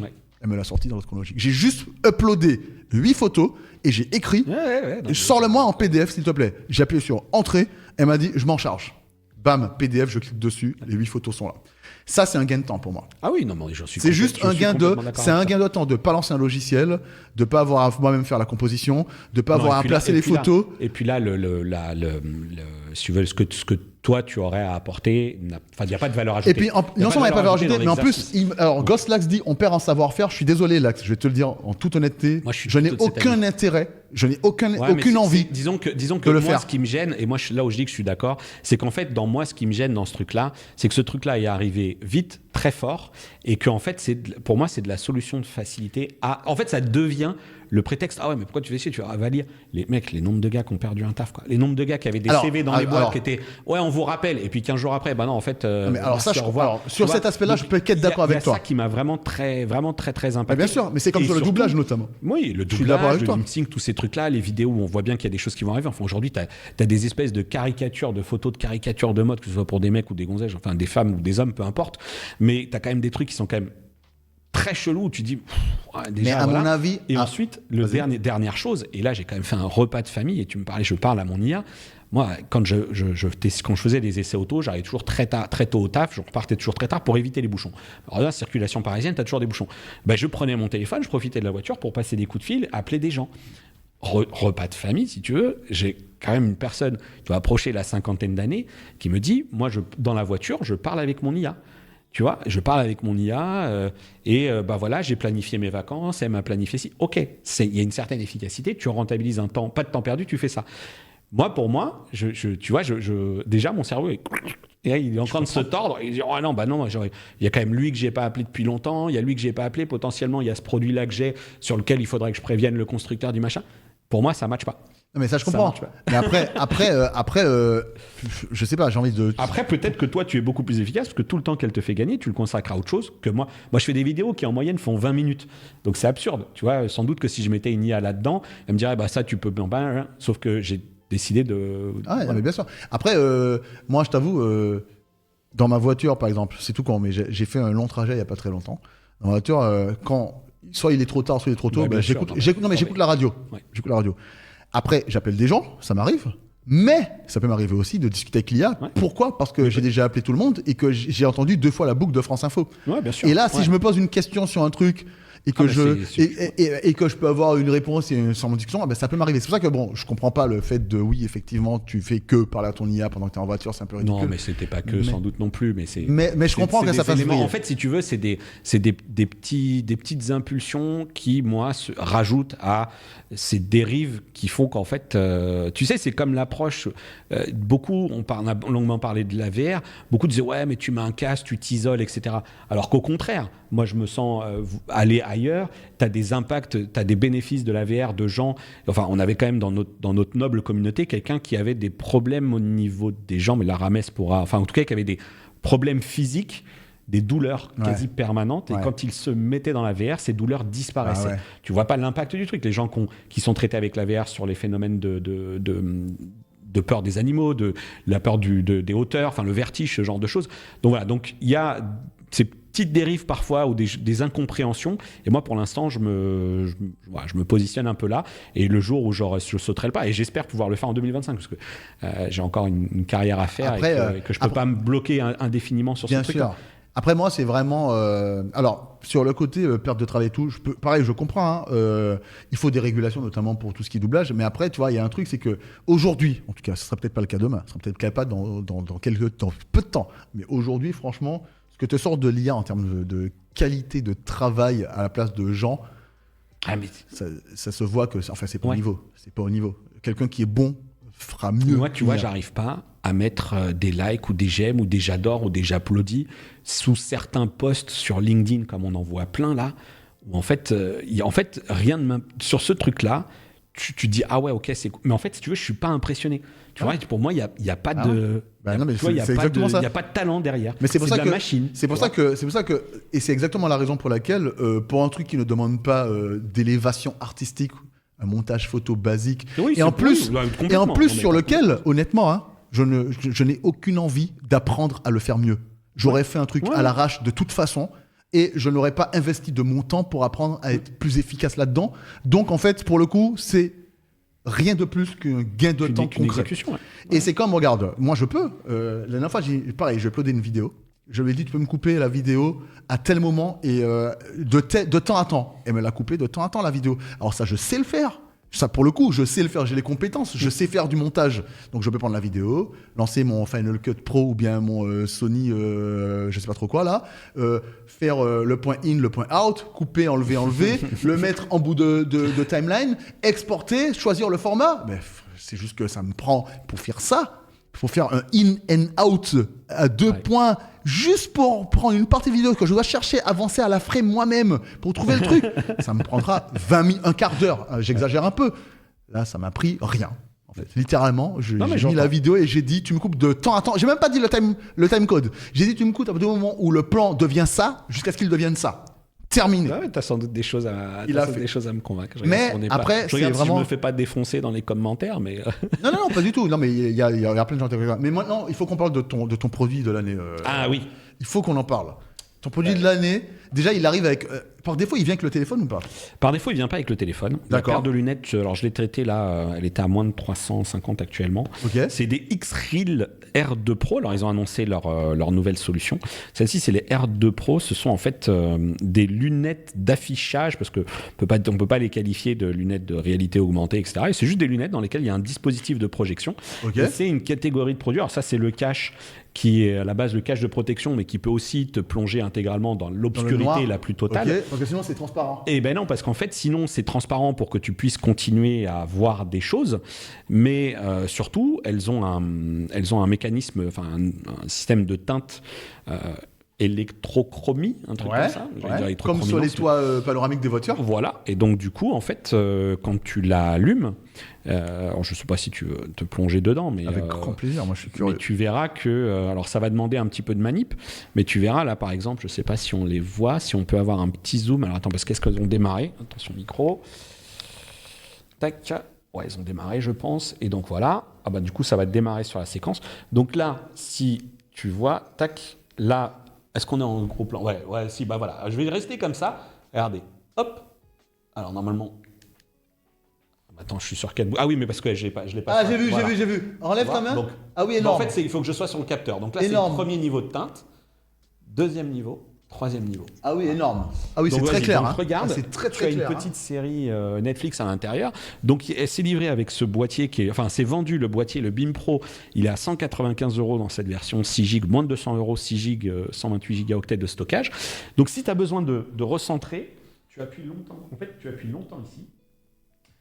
Et en fait, la particularité, c'est que le smartphone devient pointeur. Ah oui, j'ai vu, waouh! Ça devient gyroscopique et donc après, tu swipes, tu montes, tu descends, tu peux augmenter la taille. Donc, tu peux le teinter, si tu veux, sur la branche de droite. Tu as le bouton, tu as une barrette bouton qui est pour la luminosité et le bouton qui est devant pour la chromie. Tout devant, tu appuies une fois, voilà. Ah ouais. Et donc, sur le côté du smartphone, tu as la même chose pour le volume et surtout, tu as un bouton en haut qui te permet soit d'ancrer ton affichage, soit de le mettre en mode suivi. Attends, d'ancrer mon affichage, c'est en fait, c'est celui qui est tout devant. Tu regardes à un endroit, tu appuies et il va te dire que tu es en mode ancré. Et donc, ça, c'est pour la chromie, ça. Alors, le mode ancré, pardon, il est sur le smartphone, ici, sur le côté. Tu as un bouton en position. Ah là. Voilà. Donc, tu cliques et en fait, il va t'ancrer l'affichage. Ce qui te permet, du coup, d'aller chercher de multiples écrans ou de regarder ailleurs parce que, du coup, là, tu pourrais avoir un écran. Super bien. Voilà. Et en fait, tu pourrais, du coup, rebasculer en mode transparent, puis avoir ton deuxième écran, avoir d'autres choses. Je le mets ici, je l'ancre là. Voilà. Et là, je me mets en mode transparent ici, par exemple. Voilà, et puis du coup, tu pourrais... et là, ici... Tu pourrais regarder ton... Et sachant que là, tu dois être sur le mode... tu dois être sur la série Senna de Netflix, pour ne pas la citer. Ça marche et super bien. En fait, je regardais hier soir, et donc là, tu es sur sans doute la plus faible luminosité. Si tu veux, tu pousses la luminosité sur le truc. Là, ça, c'est la lumi. Là. Ici, normalement, c'est la lumi ou le volume. C'est la lumi ici. Ah oui. Tu vois, il y a de la patate, hein. Ah oui. Il y a de la patate lumineuse grave. Ah oui. En fait, non, faut que je raconte l'expérience. C'est impressionnant. Attends, tiens. Non, c'est impressionnant. Hein. Mais waouh, attendez, en fait, le truc, Comment ça marche? Pourquoi ça arrive à ancrer et pourquoi ça arrive? C'est pas de la réalité augmentée, t'as dit, et pourtant. Bah non, ça parce en que fait. l'usage, c'est de la diffusion, tu vois, c'est pas réellement. Mais ça pourrait le Attends, un devenir. écran, il est en réalité. Mon écran de cinéma là, il est en réalité augmentée. Hein. Ouais, bah oui, c'est ça, mais au sens, en fait, ce que je vais appeler réalité augmentée, c'est t'afficher des. Enfin, tu vois, ça pourrait le devenir. Si demain tu couples ça à un GPS, ça peut commencer. Sauf que bon, le profil du produit ne le permet pas vraiment parce que tu vois quand même que tu atténues pas mal de choses. Mais bon, j'ai pas. Dans les usages, pour l'instant, je veux pas en vérifier le truc. Voilà. Ouais. L'idée est vraiment de se dire que pour l'instant, tu fais de l'affichage. D'écran. De l'affichage, donc c'est de la projection de choses, comme elles existent notamment chez TCL avec les Nextwear, etc. Mais ce produit, il est quand même particulièrement bien abouti. En fait, et surtout, avec ça, tu filmes en 3D. Ouais. Les vidéos qui sont tournées là-dedans en 3D sont pas déconnantes du tout. En fait, c'est impressionnant, ouais. Il y a deux choses qui m'ont... Alors, ce qui m'a fortement surpris là de ce que j'ai pu essayer déjà, juste sur une expérience, c'est déjà, quand c'était pas ancré, je me suis rendu compte du fait que c'était pas juste un écran statique devant toi, parce que quand tu tournes la tête légèrement, tu sens le léger décalage qui est en fait pile poil bien fait pour qu'il te fasse ressentir. Il y a de la gyroscopie, il y a des trucs à l'intérieur. Donc en fait, c'est pas un décalage. Il y a un déplacement un peu smooth que tu peux désactiver, mais ça devient très cut. Ah oui. Il est 30, ouais. Mais je termine là-dessus. Hein. Ouais. Donc en fait, c'est super bien fait. Deuxièmement, quand j'ai ancré, bah, il était ancré comme sur un casque de réalité virtuelle, quoi, de qualité. C'est-à-dire que le truc, il est resté là où je l'avais mis.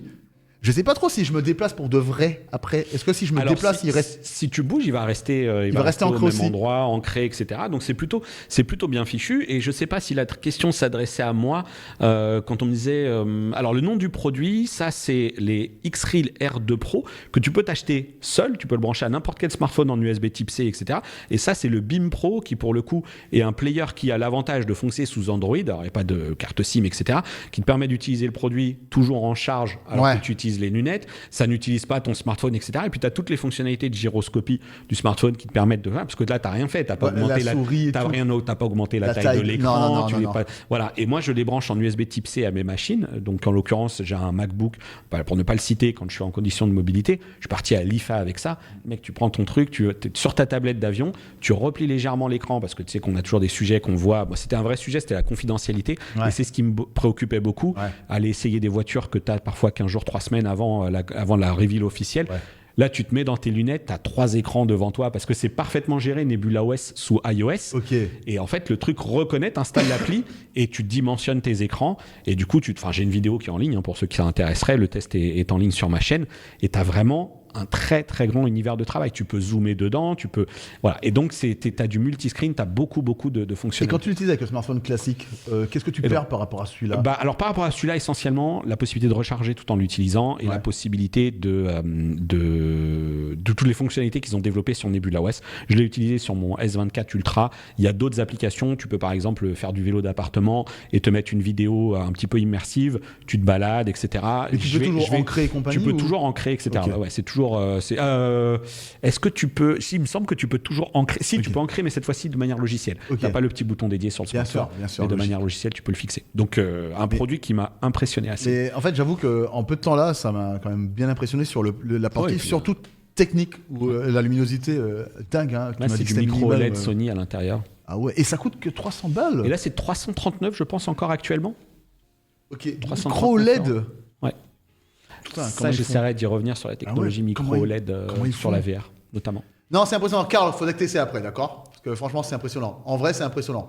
Ouais. Merci Karl pour le lien. Merci beaucoup. Les amis, David, c'est allé vite. Ouais, c'est allé super Certains joueurs jouent Steam Deck avec, apparemment. Oui, Steam Deck, console, oui, je l'ai fait aussi. Et ça fonctionne bien, c'est 120 Hz. Donc, bon, après... On sent qu'il y a peu de compromis. Moi, j'avais essayé, j'avais essayé les Legion Go, moi. J'avais été très déçu. Très déçu. C'est très étriqué comme... Ouais, et là, ça n'a rien à voir. Hein. Non, c'est mon produit. Et pourtant, j'en teste des produits, mais c'est mon produit coup de cœur de l'année. Attends, juste avant qu'on se quitte, donc on avait dit... je me souviens plus ce que j'avais dit un truc sur les lunettes encore. Je sais plus. Légion Go, tu as parlé? Ouais, mais en fait, non, mais c'est le prix. Le rapport qualité-prix qui me... Et tu as dit qu'il y en a qui vont sortir bientôt, donc il faut peut-être surveiller, voir. Il y a les One Pro qui ont... Alors, il y a One et One Pro qui sont sur des FOV plus grands, parce qu'attention, annoncé, c'est 46. Mais in fine, tu as vu, c'est quand même... 46 degrés? T'as vu, par rapport au 100 qu'on t'annonce sur des casques, en fait, la projection, l'expérience est tellement différente que tu vois, tu te dis quand même, en fait, j'ai quand même un très grand écran devant les yeux.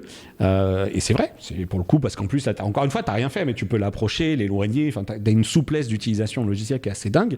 Et là, ils arrivent avec un truc qui va jusqu'à du 50 et qui augmente également sur la densité de pixels de la projection. Et là, pourtant, on est déjà sur un truc où t'as vu, l'image est plutôt nette. Ouais. Moi, je porte des lunettes quand je suis dans le casque, je les mets pas. Alors, t'as des verres que tu peux rajouter. Voilà, c'est ça. Mais Tu peux, la donc netteté, tu peux adapter la. Des verres à ta prescription. Voilà, ok. Bon, c'était ça la question en fait que j'avais parce que j'avais vu passer dans le chat. Ah bah écoute, merci David, c'était très cool. Eh ben écoute, avec plaisir. C'était très sympa. C'est passé super vite. Ça allait vite. Hein. Merci Karl. Merci, Karl. merci le chat. Eh oui. Et à très bientôt David. À très bientôt pour une discussion sur l'IA, pourquoi pas. Eh oui, avec plaisir. Allez, salut. Ciao. Tout le monde.